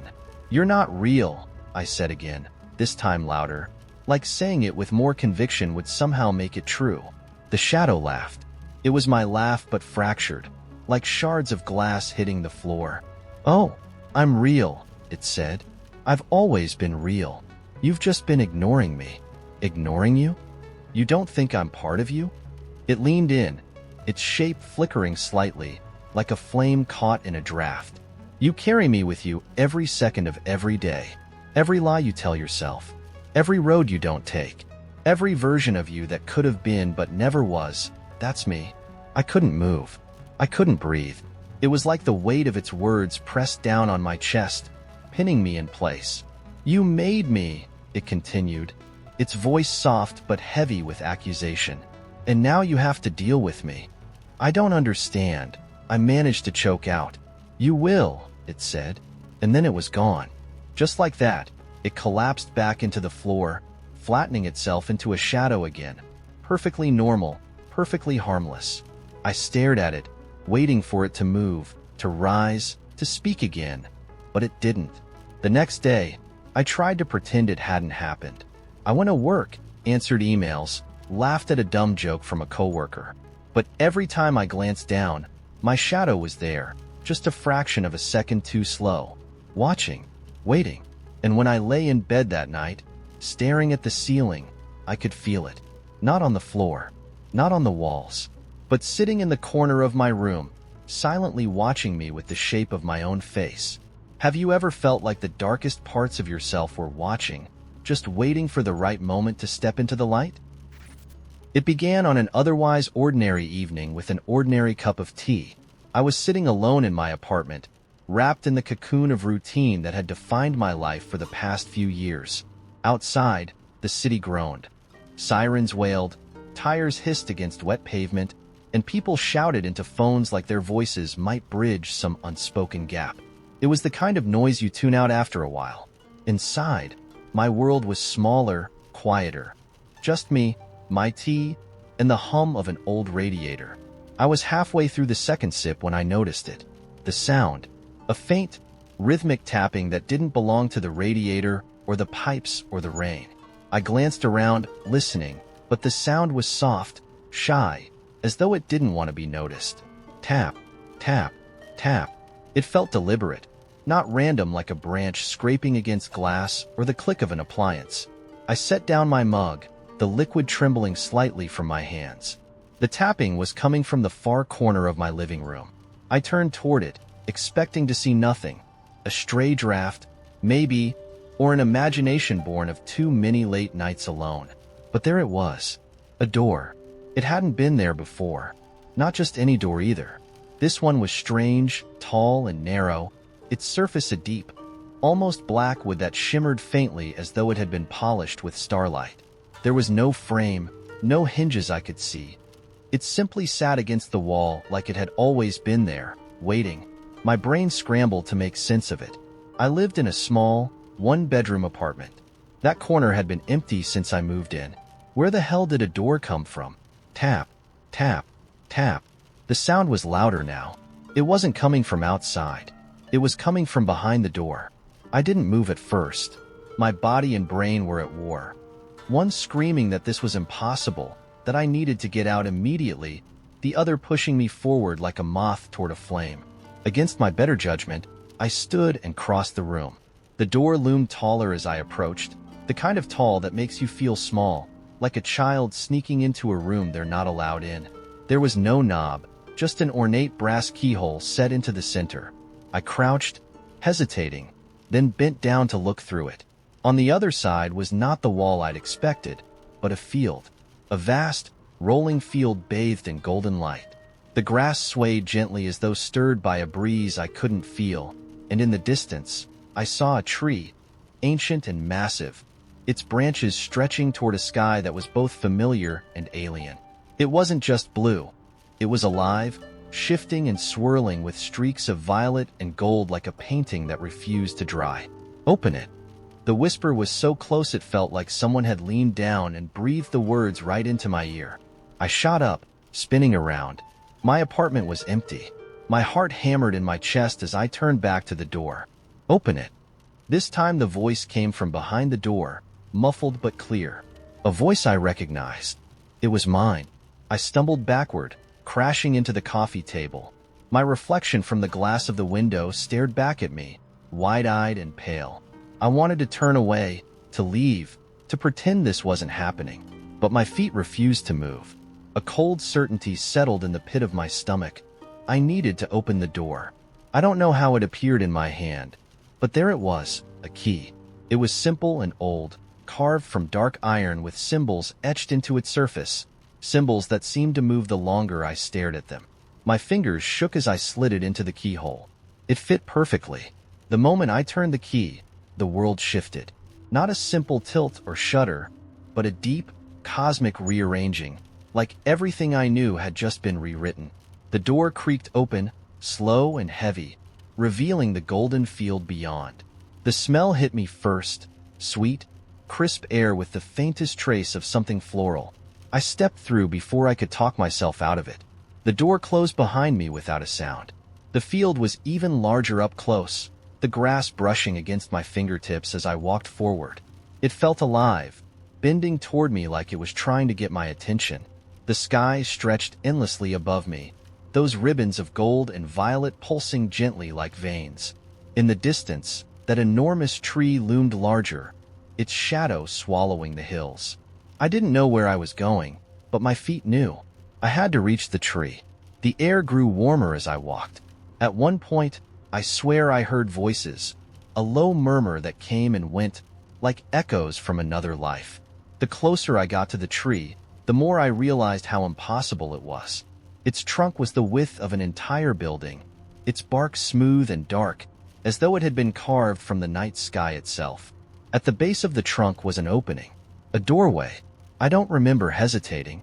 I just walked through. Inside was a room, not a forest hollow, but a room, strange and timeless. It was circular, with walls that shimmered like liquid silver, reflecting faint, shifting images that disappeared the moment I tried to focus on them. At the center of the room was a pedestal, and on the pedestal sat an hourglass. The sand inside wasn't sand at all. It was light, golden, pulsing light that swirled upward, defying gravity, flowing in delicate ribbons between the glass bulbs. I stepped closer, drawn to it like a tide to the moon. "You're late." I spun around, my heart jolting into my throat. There, in the shadows of the room, stood a figure. I couldn't see their face. Their body was cloaked in dark fabric that rippled like smoke, but their voice, it was mine. Softer, calmer, but unmistakably mine. "What is this?" I whispered, my voice trembling. The figure stepped forward. "It's where you decide." "Decide what?" The figure raised a hand, gesturing to the hourglass. "How much you want to remember." The words hung in the air, heavy and inevitable. I looked back at the hourglass, at the golden light swirling between the bulbs. I realized then what the voices in the field had been. Memories. My memories. They were here, all around me, pieces of me scattered like stars across this impossible place. "Every moment you forget has a cost," the figure said. "And every moment you remember changes the shape of what's to come." I swallowed hard, the weight of their words sinking into me. My hands reached for the hourglass before I could stop myself. It was warm, pulsing softly like a heartbeat. The light inside shifted, responding to my touch. "Choose carefully," the figure said, their voice quieter now, almost a whisper. I closed my eyes and turned the hourglass. When I opened them, I was back in my apartment, standing in the corner where the door had appeared. The mirror on the wall reflected my face, pale, disoriented, but mine. The door was gone. The key was gone. But something was different. I could feel it. Memories I didn't know I had flickered in the corners of my mind. Places I'd never been, faces I couldn't name, skies that shifted like liquid gold. I couldn't hold on to them, not entirely, but I knew they were there, waiting. And sometimes, late at night, when the world is quiet, I feel a breeze in that corner of the room. A faint, golden light slips through the cracks, and I know the door is waiting. It's always waiting. The first time the train appeared, I thought I was imagining things. I was walking home late, the city wrapped in its usual nighttime rhythm of muffled engines and flickering streetlights. The air was cold enough to bite, and I'd wrapped my scarf tighter against the chill as I cut through the old rail yard. A shortcut I'd taken 100 times before without incident. The tracks were overgrown, useless now, a remnant of when this part of the city actually mattered.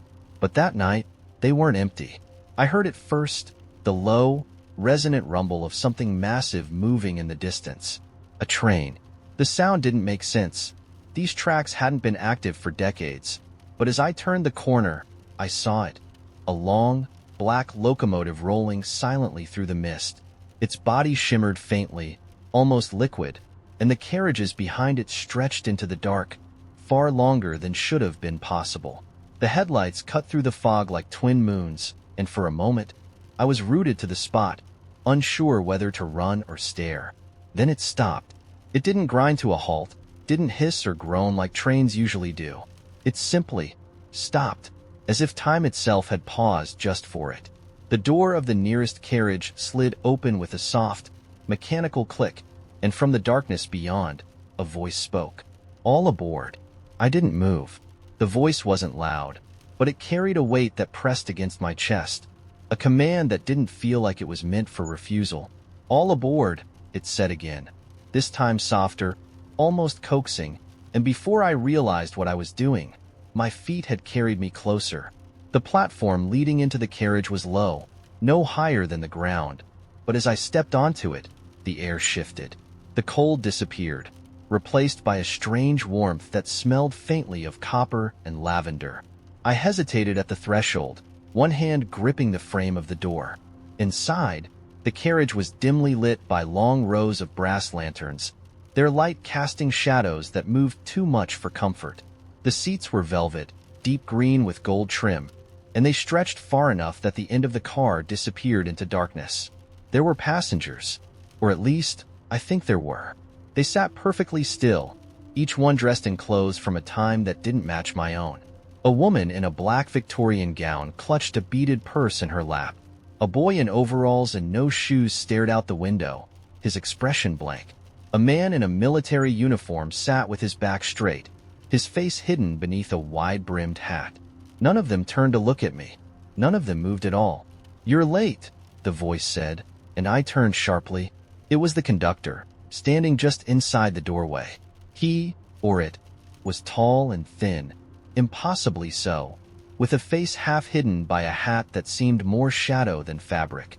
His uniform was immaculate, though it shimmered like the train itself, as if it wasn't entirely real. His eyes, when I dared to meet them, were the color of old glass, translucent, tinged with green, and infinitely tired. "Find your seat," he said. "I think there's been a mistake," I stammered, my voice sounding small and uncertain. I wasn't trying to board." The conductor tilted his head, a motion so slow and deliberate it made my skin crawl. "No one boards by accident," he said. "But I don't have a ticket," I blurted, grasping at anything to anchor me back to normalcy. His mouth, if that shadow of a face even had one, twisted into something that might have been a smile. "You wouldn't be here if you didn't." Before I could protest, the door slid shut behind me with a finality that felt like a lock clicking into place. "Find your seat," he repeated, his voice softer now, almost kind. I didn't know what else to do, so I obeyed. I walked down the aisle, past rows of passengers who seemed carved from stone. The boy in the overalls didn't blink. The woman in black clutched her purse so tightly her knuckles were white. I tried not to look at them for too long, afraid they might notice. Halfway down the car, I found an empty seat. I slid into it cautiously, my heart pounding in my ears. The velvet was soft beneath my hands, and for a moment, I let myself believe that maybe this wasn't as strange as it seemed. Maybe I was dreaming. Maybe I'd wake up any second now, tangled in my blankets with the sound of passing traffic leaking through my window. But then the train began to move. It wasn't like any train I'd been on before. There was no jolt, no lurching forward, just a smooth, soundless glide that made the scenery outside the window blur into streaks of light. I pressed my hand against the glass, but it was cold, almost painfully so, and I pulled back. "Where is this train going?" I asked aloud, not expecting an answer. "Forward," said the conductor, who was suddenly standing beside me. I flinched, my breath catching in my throat. Forward to where? I managed to ask. He didn't respond, just tilted his head in that slow, unsettling way. Then he reached into the air itself, like it was water, and pulled out a thin sheet of paper. He handed it to me without a word. It was a ticket. My name was printed on it in that same loopy script as the letter, along with a single word beneath it, reckoning.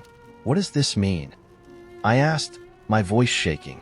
You'll see, he said, and then he was gone, his long silhouette vanishing into the shadows at the back of the car. The train moved faster now, the streaks of light outside turning into a kaleidoscope of color. The passengers around me remained still, their faces blank and unmoving, but their presence felt heavier, like they were waiting for something. Or someone. Time didn't exist on that train. Minutes, hours. They stretched and folded into each other until I couldn't tell how long I'd been there. All I knew was that the train was taking me somewhere, and that whatever waited at the end of the line was not a place I could avoid. When the train finally stopped, it wasn't with a screech or a hiss. It simply arrived. The door slid open again, revealing a landscape that made my stomach twist. It wasn't a place I knew, or even one I could describe. The ground shimmered, reflecting a sky that churned with impossible shapes, and in the distance, something massive loomed, an outline too vast to comprehend.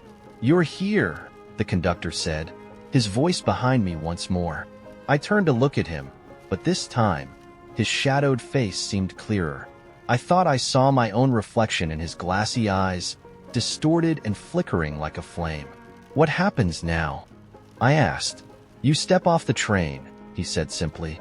I hesitated, gripping the edge of my seat as if that would somehow keep me safe. "What if I don't?" His smile returned, thin and humorless. "No one stays on the train forever." I looked back at the open door, at the strange, shimmering world waiting beyond it. My hands trembled as I stood, clutching the ticket tightly. I stepped off the train, and the door closed behind me. The first time I met Nico, he was standing on the roof of my apartment building in a tuxedo, tossing paper airplanes into the night. It wasn't a normal night for me either. I just ended a disastrous date that had involved spilled wine, a broken chair, and an argument about whether pickles counted as a food group. Spoiler, they don't. By the time I got home, I was too wound up to sleep, so I decided to take a walk up to the roof to clear my head. What I didn't expect was to find someone already up there, looking like a misplaced James Bond, scattering paper planes over the edge like confetti. I stopped in the doorway, unsure whether to leave him to his strange rooftop ritual or call the cops. But before I could decide, he turned and saw me. His face lit up like I was an old friend he hadn't seen in years. "You're just in time," he said, gesturing dramatically to the pile of paper planes at his feet. "For what?" I asked warily. "The grand release," he said, as if it were obvious. "The grand release of regrets," he declared, holding up a particularly elaborate paper airplane. "This one's from 3 years ago, when I didn't go to Paris because I was too scared to ask for time off. Pathetic, right?" Without waiting for an answer, he launched it into the air. It caught the breeze and spiraled down toward the street below, disappearing into the dark. I stared at him, unsure if I was witnessing a breakdown or some kind of performance art. "Are you okay?" "Never better," he said, picking up another plane. "This one's for that time I told my boss I liked his tie when I definitely didn't. Lies weigh you down, you know? You're throwing your lies off the roof? And missed chances. And bad dates. And, well, this one's a secret." He winked, then sent it flying. At this point, I should have walked away. But there was something oddly fascinating about him, like a character from a storybook who'd stumbled into the wrong world. So instead, I stayed and asked the only question I could think of. "Why are you wearing a tuxedo?" "Ah." He straightened his bow tie, looking unexpectedly sheepish. "It's a long story involving a canceled gala and a dry cleaning mix-up. But the short version is, why not?" I laughed despite myself. "Fair enough." Nico grinned and held out a fresh sheet of paper. "Want to try? It's surprisingly therapeutic." I hesitated but eventually took the paper. "What am I supposed to write?" "Anything you want to let go of," he said. "Regrets, doubts, awkward text messages, you name it. I stared at the blank page for a moment, then scrawled something stupid about wishing I'd left that disastrous date earlier. I folded it into a clumsy plane and launched it off the roof. It immediately nosedived into a parked car below. Nico burst out laughing. Not bad for your first try. Looks like your regrets very grounded. By the time I left the roof that night, I had no idea what to make of him. But for the first time in weeks, I didn't feel quite so weighed down by my own worries. Over the next few weeks, I kept running into Nico in the building. He was always doing something unexpected, planting wildflowers in the cracks of the sidewalk, sketching strangers in the lobby, once even teaching a group of kids how to juggle with oranges he'd bought at the corner store. He had this way of turning ordinary moments into little adventures, like he'd found a way to sneak magic into the mundane. One evening, I came home to find him taping a giant piece of paper to the wall in the hallway. "What are you doing now?" I asked. "Community project," he said, stepping back to admire his work. The paper was covered in doodles, half-written thoughts, and random questions like, "What's the weirdest dream you've ever had?" "It's called the Wall of Wonders," he explained. "People can add anything. Memories, jokes, weird facts. It's like a conversation without rules." "You really think anyone's going to participate?" He grinned. "Guess we'll find out." The next morning, I found myself stopping by the wall to read what people had added. Someone had drawn a very questionable cat. Another person had written, "Did you know octopuses have 3 hearts?" I ended up adding my own question. "What's the strangest thing you've ever lost?" By the end of the week, the wall was covered with stories, sketches, and answers. Nico had turned our boring apartment building into something that felt alive. The more time I spent around him, the more I realized that Nico didn't just see the world differently, he lived differently. He wasn't afraid to look silly or take risks, and he had this uncanny ability to make everyone around him feel like they were part of something extraordinary. But for all his charm, Nico was still a mystery. He'd drop hints about his past, a missed opportunity here, a heartbreak there, but never enough to piece together the whole picture. It was like he was always running towards something just out of reach, chasing a dream he couldn't quite catch. One night, after a particularly chaotic rooftop regret release party, complete with sparklers and questionable karaoke, I finally asked him, "Why do you do all this?" "The planes, the wall, the everything?" He leaned against the railing, looking out at the city lights. "Because life's too short to stay stuck," he said quietly. "I spent a long time letting regrets pile up, waiting for the right moment to live the way I wanted. But the truth is, the right moment doesn't come. You have to make it." His words stuck with me. And somewhere along the way, I stopped thinking of Nico as the strange guy in the tuxedo and started thinking of him as well, Nico. The person who taught me how to find wonder in the everyday. The person who made me feel like it was okay to be messy and imperfect and human. The last time I saw him, he left a paper airplane on my windowsill with a note that said, "Gone exploring. Don't wait too long to fly." I still miss him. But every time I see a paper airplane or hear someone laugh too loud, I think of Nico and smile. Have you ever met someone who made your life feel bigger, even if they weren't in it for long? Here's the thing. When I start crushing on someone, I don't just like them. I end up haunted by them. Not in a cute, thinking about them all day way, but in a literal, supernatural, I think their spirit is following me kind of way. And the most absurd part? They're not dead or anything. They're perfectly alive, walking around in their regular human body. But their presence, or something like it, starts showing up everywhere I go, uninvited, like some weird, personal poltergeist. The first time it happened, I was 19. There was this guy, Marcus, in my sociology class. He had this warm, effortless charm that made him impossible not to like. You know the type. The guy who always remembers everyone's name and somehow pulls off wearing suspenders like it's 1925 and he's delivering milk. Anyway, I was sitting in the library one afternoon, trying to write a paper, when I felt this strange sensation, like someone was standing just behind me. I turned around, but no one was there. Weird. A few minutes later, I heard a soft laugh. Not out loud, but in my head. Marcus's laugh. I froze, staring at the screen, thinking maybe I'd imagined it. But then the smell of his cologne, this spicy, woodsy scent, just sort of drifted into the room. Now, Marcus wasn't in the library that day. I know because I checked, casually wandering the entire floor like a psycho. But it didn't matter. Over the next few weeks, the Marcus haunting intensified. I'd feel the same phantom presence whenever I was thinking about him, like he was leaning over my shoulder, quietly observing. One time, I heard his voice while I was brushing my teeth. He whispered my name, clear as day. I even looked around my bathroom, toothbrush dangling from my mouth, thinking he'd somehow climb through the window. He had not. It was unnerving, but also exciting. I mean, how many people can say their crush comes with their own spectral avatar? Eventually, I stopped liking Marcus and the haunting stopped too. For years, I chalked it up to stress or sleep deprivation. Just my overactive imagination turning my nerves into some kind of weird sensory overload. But then it happened again. Flash forward to last year. I had a new crush, Kat, a barista at the coffee shop near my apartment.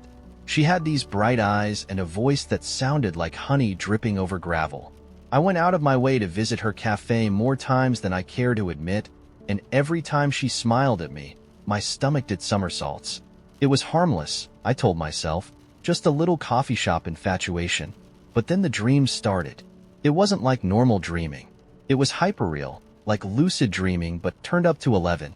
In the dreams, Kat and I would just exist together. We weren't doing anything particularly romantic. She'd just be there, making coffee or telling me about some book she liked. But everything about her, the tone of her voice, the way she brushed her hair back, felt so vivid it was like she'd really been there, like I was borrowing time from a parallel reality where we were already friends. And then, the weirdest part, stuff from the dreams started creeping into real life. One morning, I woke up and saw Kat had a tiny scar on her left wrist in the dream. That same day, when I went to get coffee, I noticed the exact same scar peeking out from under her bracelet. Another time, she mentioned in the dream that her favorite flowers were peonies. The next day, I overheard her telling a coworker, "Peonies are so underrated. Everyone's obsessed with roses." It wasn't just coincidences. It felt like I was crossing some invisible line, like I was slipping into her world, or she was slipping into mine. I got so freaked out I stopped going to the cafe entirely, hoping some distance would make it stop. And it worked for a while. But of course, it didn't end there. Just a few months ago, it happened again. Only this time it was completely out of my control. I was at a friend's birthday party, and I met this guy, Ben. We only talked for a few minutes, about the music, the cake, nothing major. But by the end of the night, I knew I had a tiny, inconvenient crush. The kind you file away under, probably nothing, and forget about. Except I couldn't forget. Ben started showing up everywhere. Not him physically, but echoes of him. The morning after the party, I found a playlist on my phone that I hadn't made, full of songs we talked about. When I walked into my kitchen, I swore I saw his reflection in the glass of my microwave. Just a flicker, gone before I could process it. And then, just like with Marcus, I felt him near me. It was strongest when I was alone, like when I was folding laundry or reading. I'd catch the scent of his cologne or feel the weight of someone sitting on the edge of my bed, even though no one was there. The worst moment happened at 3 a.m. I woke up to the sound of someone lightly tapping on my bedroom window. I live on the 5th floor. I was too scared to look at first, but when I finally worked up the courage, there was nothing there. Just the wind shaking the blinds. I went back to bed, but before I fell asleep, I could have sworn I heard Ben's voice, faint but unmistakable. "You forgot to lock the door." I don't know if this thing is tied to me or to the people I like. I don't know if I'm just imagining it or if something bigger is happening. What I do know is that every time I start liking someone, my world tips just a little off balance, like some invisible force is trying to tell me something, or mess with me for fun. Either way, it's exhausting. Part of me wants to embrace it, to see where it leads, but another part of me wonders if I should start swiping left on everyone just to avoid accidentally summoning their ghost. So, that's my weird, borderline paranormal dating life. What about you? Anyone else get haunted, or, I don't know, stalked by their crush in astral form? Or is it just me out here living in a romantic horror movie? Now, I live in a pretty boring suburb where mystery package usually means your neighbor accidentally got your Amazon delivery of sock organizers. But this package was weird. For one, it was wrapped in brown paper with twine, like something out of an old-timey movie. No address, no return label. Just my name written on the top in elegant, looping handwriting. Mississippi Arden Lane. No one calls me Mississippi Arden Lane. I'm just Arden. Even my grandma doesn't bother with that. So, naturally, I brought it inside. Yes, I know that's how horror movies start, but what was I supposed to do? Leave it there for the raccoons? The box was surprisingly heavy, like it was filled with bricks, and when I finally got the twine untied, I found an ornate wooden chest inside. The wood was dark and smooth, carved with tiny symbols that looked almost like constellations. There was a brass keyhole in the center, but no key. Here's where it gets weirder. As soon as I touched the chest, the symbols glowed. Faintly at first, like a flickering candle, then brighter and brighter until the entire room was bathed in soft blue light. I dropped the chest like it was about to bite me, but the glow didn't stop. Then, a voice spoke. Not out loud, exactly. It was more like it spoke directly into my mind, deep and calm, but with this ancient, echoing quality that made it impossible to ignore. The vault is now bound to you, Keeper. Protect it well. Protect it from what? I said out loud, even though I felt ridiculous talking to a box. The voice didn't answer. The glow faded, leaving me standing in my living room with a very normal-looking chest and a very abnormal sense of impending doom. For the rest of the evening, I tried to ignore it. I made dinner, watched a few episodes of a mediocre sitcom, and went to bed. But no matter what I did, the chest was always there in the back of my mind, like a buzzing I couldn't tune out. And when I finally fell asleep, I dreamed of it, of endless doors opening into pitch-black nothingness and something moving in the shadows, just out of sight. I woke up in a cold sweat to the sound of knocking, not on my front door, on the chest. I bolted out of bed, grabbed the heaviest thing I could find, which, embarrassingly, was a Swiffer, and crept into the living room. The chest was still sitting there, perfectly still, perfectly normal, except for the faint tap-tap-tap coming from inside it. I stared at it for a long moment, debating my life choices, before the voice returned. Do not open it. Oh great, then what am I supposed to do with it? I hissed. Keep it safe. The wards are fragile. Wards? Like magic wards? I'm not a wizard, man. I'm just a regular person who likes microwave burritos and sleeps through my alarm 3 times a week. The voice ignored my very valid complaint. It has noticed the vault. It is coming. What is coming? I yelled, but the voice was gone. And that's when the knocking stopped. The silence was worse than the noise. The air felt heavy, like the pressure before a thunderstorm, and I realized my living room wasn't dark anymore. A faint glow seeped through the windows, soft and golden, but wrong somehow, like the light didn't know how to behave. I peeked outside and immediately wished I hadn't. There was a figure standing at the edge of my yard. At first, I thought it was a person, but the longer I looked, the less sense it made. Its limbs were too long, its movements too jerky, like a marionette with tangled strings. Its face, or what I assumed was its face, was hidden under a wide-brimmed hat, but I could feel it staring at me, even from a distance. It started walking toward the house. The light followed it, washing over everything like syrup, making the shadows stretch and twist in ways that hurt to look at. I stumbled back from the window, my heart pounding so hard I thought it might burst. What do? I whispered, clutching the Swiffer like it could save me. The chest glowed again, and the voice returned, sharper this time. The wards will hold, but you must not let it inside. Great, cool, awesome, I muttered. And what happens if the wards don't hold? The voice didn't answer, because of course it didn't. The figure was at the front door now, and when it knocked, the sound reverberated through the entire house, low and hollow, like the tolling of a giant bell. I didn't answer. The knocking came again, louder this time.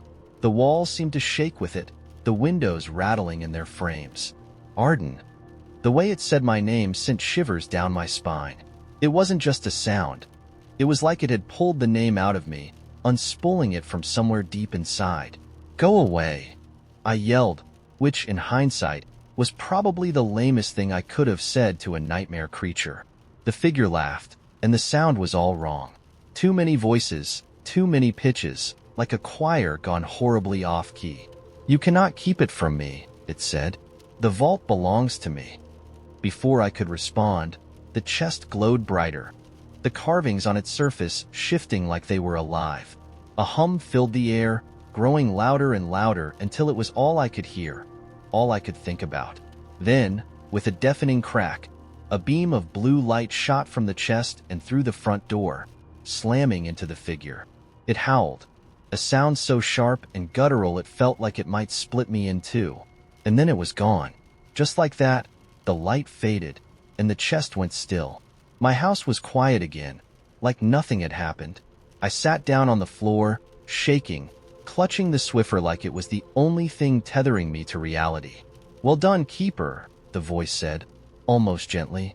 "What the hell was that?" I croaked. "The first of many." "Many? Fantastic.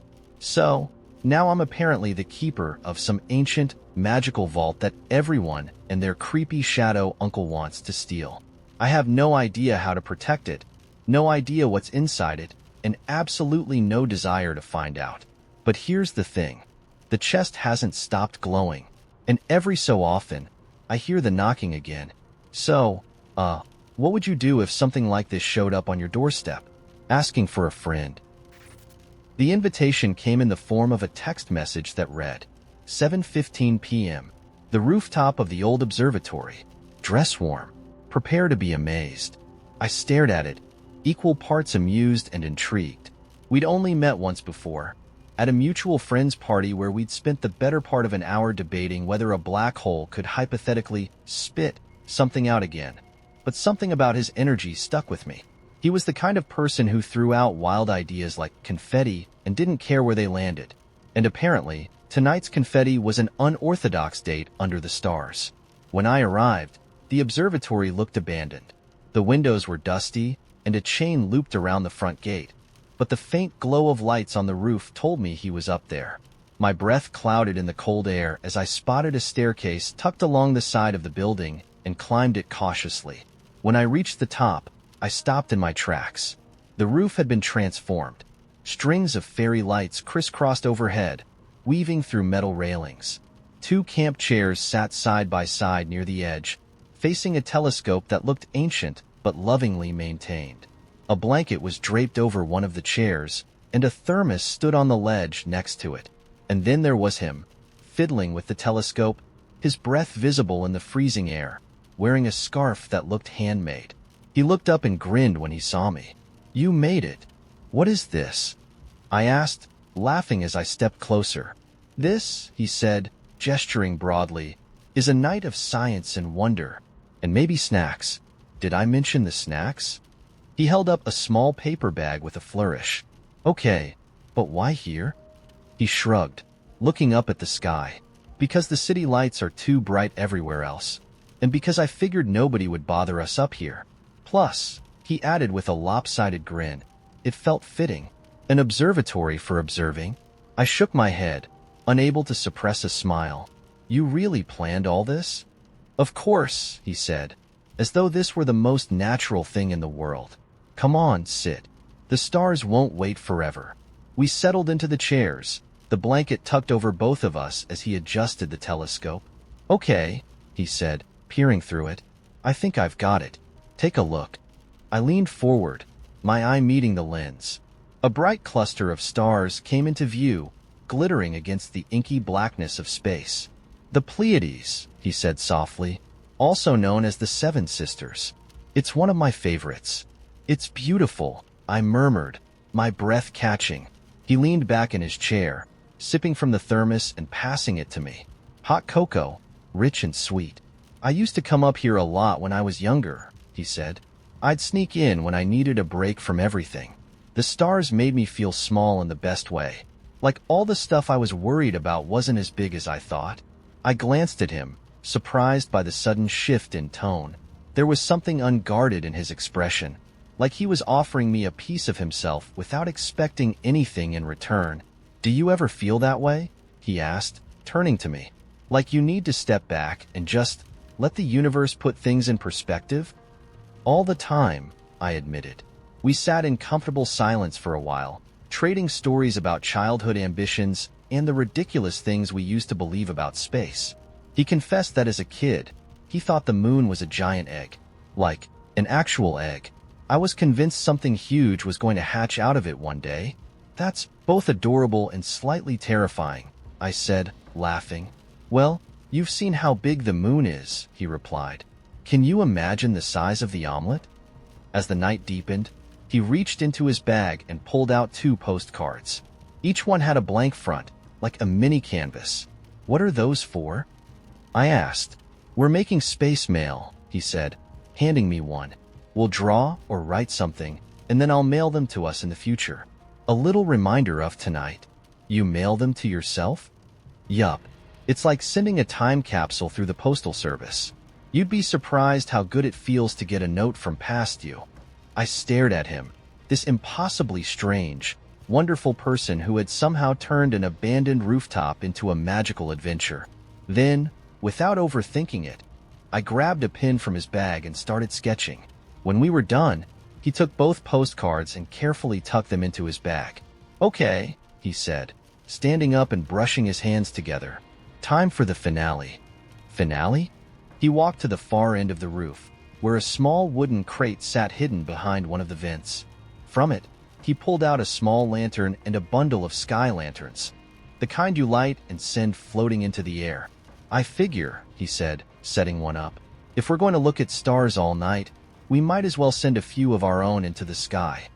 We lit them one by one, watching as the lanterns rose, tiny glowing specks against the darkness. They drifted higher and higher until they were indistinguishable from the stars. By the time we'd sent the last one, my cheeks ached from smiling. I turned to him, and for a moment, neither of us said anything. The air felt charged, like the silence itself was alive. "Thanks for coming," he said finally, his voice quiet. "I wasn't sure if you'd think this was too much." "Too much?" I said, shaking my head. "This is one of the best nights I've ever had." His grin returned, softer this time. "Good, because I've got ideas for round 2. I laughed. "Do any of them involve planets?" "Maybe," he said. "You'll just have to find out." I never wanted to stop finding out. Have you ever had a date that felt like stepping into another universe? One so vivid it left you wishing you could stay a little longer? It started with a spoon. Not just any spoon. A ridiculously tiny, decorative spoon I found in my kitchen drawer one rainy afternoon while hunting for a whisk. It was silver, engraved with a picture of the Eiffel Tower on the handle, and so small it could barely scoop a thimble of sugar. Where did it come from? No clue. I don't remember buying it. I don't remember inheriting it. It had simply appeared, like it had been quietly waiting for me to notice it all along. Naturally, I became obsessed with this spoon. Who wouldn't? It was too small to use for anything practical, but it radiated a kind of whimsical importance, like it wanted to be meaningful. I started carrying it around with me, slipping it into my pocket or bag as if it were some kind of enchanted charm. My friends, who were used to my occasional forays into the bizarre, didn't bat an eye when I pulled it out at brunch one day and announced, "This is Bernard. He's my lucky spoon now." "Lucky for what?" one of them asked, cautiously. "I don't know yet," I said, twirling Bernard like a tiny baton, "but I feel like he's important." Of course, once you've declared something your lucky spoon, you have to test the theory. The next day, I brought Bernard with me to work, and I swear, things immediately started happening. First, I found a parking spot right in front of the building, which, if you've ever worked in a city, you know is essentially winning the lottery. Then, my boss called a surprise meeting, but instead of bad news, she announced we'd be getting summer Fridays off. Coincidence? Maybe. But when my favorite lunch spot gave me an extra cookie, just because, I started to wonder if Bernard might actually be working some spoon-based magic. Over the next few weeks, Bernard became my tiny, absurd talisman. I started carrying him everywhere. Job interviews, first dates, even the DMV, where, Miraculously, I only waited 20 minutes to renew my license. Was it rational? Absolutely not. Did I care? Not one bit. The world is full of unexplainable weirdness, and if mine happened to involve a miniature Eiffel Tower spoon, so be it. But then, one fateful morning, disaster struck. I was on my way to meet a friend for coffee when I reached into my bag to give Bernard his usual reassuring pat, and he wasn't there. Panic set in. I emptied the contents of my bag onto a bench, scattering gum wrappers and receipts like a raccoon in a trash can. Still no Bernard. By the time I got to the cafe, I was spiraling into full existential despair. "What's wrong?" my friend asked, watching me sip my latte like it contained the meaning of life. "I lost Bernard," I said, my voice barely above a whisper. "The spoon." She stared at me for a long moment, then said, "You need a hobby?" I spent the rest of the day retracing my steps, checking every pocket, every crevice of my car, even my refrigerator. Don't ask. Nothing. It was as if Bernard had vanished into thin air, leaving me to confront a world suddenly devoid of tiny, inexplicable luck. For a few days, I felt untethered, like the universe had tilted just slightly off balance. Small annoyances piled up. I spilled coffee on my shirt, missed a package delivery by 2 minutes, and tripped over a crack in the sidewalk while trying to dodge a very aggressive pigeon. It wasn't terrible, but it felt off, like my life had lost a layer of glittery absurdity. I started wondering if Bernard had actually been the source of the good vibes, or if I just convinced myself he was. And if it was the latter, could I get that magic back without him? A week later, I got my answer. I was walking home from the grocery store, carrying an awkwardly heavy bag of potatoes, long story, when I saw something shiny in the gutter. At first, I thought it was a coin, but as I got closer, I realized it was a spoon, bigger than Bernard, and with no Eiffel Tower in sight, but still small enough to feel like it might have a story. I picked it up, wiped it on my jeans, and turned it over in my hands. It had a floral pattern etched along the handle, and a small dent at the tip, as if it had been dropped one too many times. "Hello there," I muttered, feeling a strange sense of déjà vu. I decided to call the new spoon Florence, because if you're going to rescue random cutlery from the street, you might as well name it something fancy. Florence didn't bring instant miracles the way Bernard had. There were no free cookies, no magical parking spaces, but there was something calming about carrying her around. Like she was a little reminder that the world is full of unexpected treasures if you're willing to look for them. Over time, I realized it wasn't Bernard or Florence that had changed things. It was me. By turning a random spoon into a talisman, I trained myself to notice all the little bits of serendipity and silliness around me. I turned my life into a scavenger hunt for joy. Now, I have a small collection of lucky spoons sitting in a jar on my bookshelf. Each one has a story, a thrift store find, a gift from a friend, even one I dug out of a box at a garage sale. They're my tiny, tangible reminders that life doesn't have to make sense to be magical. Sometimes all it takes is noticing the shiny, ridiculous things that cross your path, and maybe giving them a name. What's the weirdest object in your life that's ended up meaning more than it should? The night I accidentally became a wizard started with a desperate need for duct tape. I had just moved into my new apartment, a shoebox-sized place in a building that looked like it was held together by sheer optimism. My first night there, the kitchen faucet broke, the bathroom mirror fell off the wall, and a raccoon stole my welcome mat. I'm still not sure how. By the second night, the toilet handle snapped off, and the ceiling fan started making a noise like it was auditioning for a horror movie. That's when I decided, duct tape. Duct tape could fix all of this, or at least hold it together long enough for me to pretend it wasn't a problem. There was only one problem.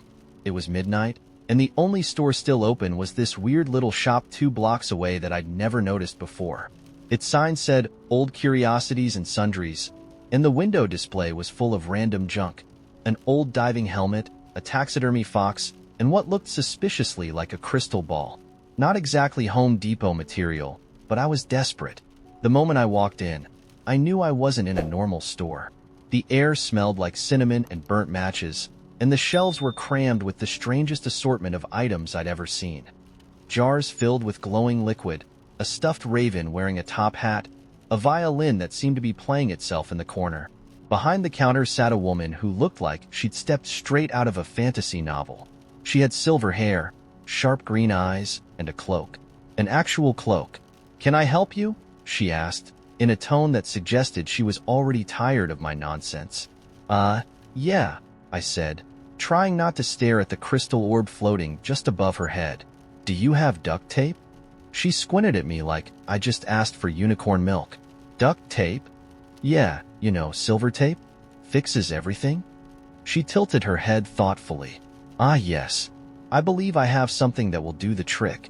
She reached under the counter and pulled out a roll of tape. Not duct tape, exactly, but something similar. It shimmered faintly, like it was made of spun silver, and when I touched it, it felt warm. "Is this magic tape?" I asked, half joking. She smiled, which somehow made her look more intimidating. "It's whatever you need it to be." I should have left right then.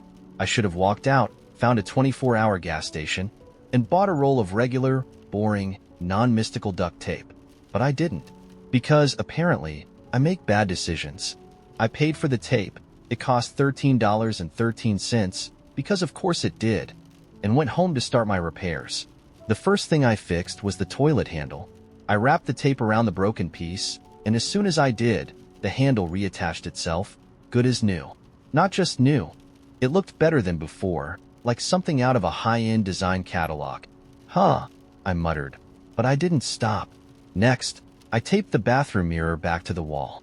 The moment the tape touched the glass, the cracks vanished, and the mirror gleamed like it had just been polished. Then I tried it on the kitchen faucet. Same result. By the time I finished, my entire apartment looked upgraded. The fan stopped making noise. The ceiling stopped creaking. Even the raccoon came back and dropped off my welcome mat like it had regrets. That's when I started to realize the tape wasn't just fixing things. It was improving them. Naturally, I decided to test its limits. I taped a crack in my phone screen, and not only did the screen repair itself, but my phone started running faster than ever. I taped a pair of old sneakers, and they turned into a sleek, expensive-looking pair of running shoes. I even tried taping a dying houseplant, and within seconds, it was blooming like it belonged in a botanical garden. By 3 a.m., I was drunk on power. I taped my fridge, my laptop, my toaster. I taped my couch, and suddenly it felt like sitting on a cloud. I taped the wall, and the paint turned a rich, deep blue that seemed to glow faintly in the dark. Everything I touched became perfect, and that's when I made my mistake. In my frenzy, I looked in the mirror and thought, why not me? I pressed a strip of tape to my arm. The moment it touched my skin, I felt a jolt, a rush of warmth and energy that made my head spin. When I pulled the tape away, my reflection looked different. My eyes were brighter, my hair shinier, my skin smoother. I looked like the best version of myself, like I'd been photoshopped in real life. But something was off. My heart was racing, and my hands wouldn't stop shaking. It was like the tape had rewired me, cranked me up to 11, and then I heard it, a faint whisper, like wind through the trees, except it was coming from inside my head. More, it said. Fix more. I stumbled back, dropping the tape. The whispers stopped. My reflection in the mirror stared back at me, looking less perfect, more human. My heart slowed. My hands steadied. That's when I realized the tape wasn't just fixing things. It was taking something in return. Energy, maybe, or time, or something deeper. The next morning, I went back to the shop. The silver-haired woman was waiting for me, her expression somewhere between amused and unimpressed. "Let me guess," she said, "you've realized the tape isn't as simple as it seems." "Yeah," I said, slapping the roll onto the counter. "What is this stuff?" She shrugged. "A tool. A test. It gives you what you need, but only if you're willing to pay the price." I stared at her, half expecting her to cackle or summon a thunderstorm, but she just handed me a receipt. "You figured it out before it was too late," she said. "Most people don't." I wanted to ask what she meant, but she shooed me out of the store before I could say another word. I still don't know exactly what the tape was, or why she gave it to me, but I kept one piece of it, a tiny strip, hidden in a drawer, just in case. Every now and then, I take it out and stare at it, wondering what would happen if I used it again. Have you ever had a moment like that? Where something seemed too good to be true, and it almost was? Or is it just me, learning life lessons from magic duct tape?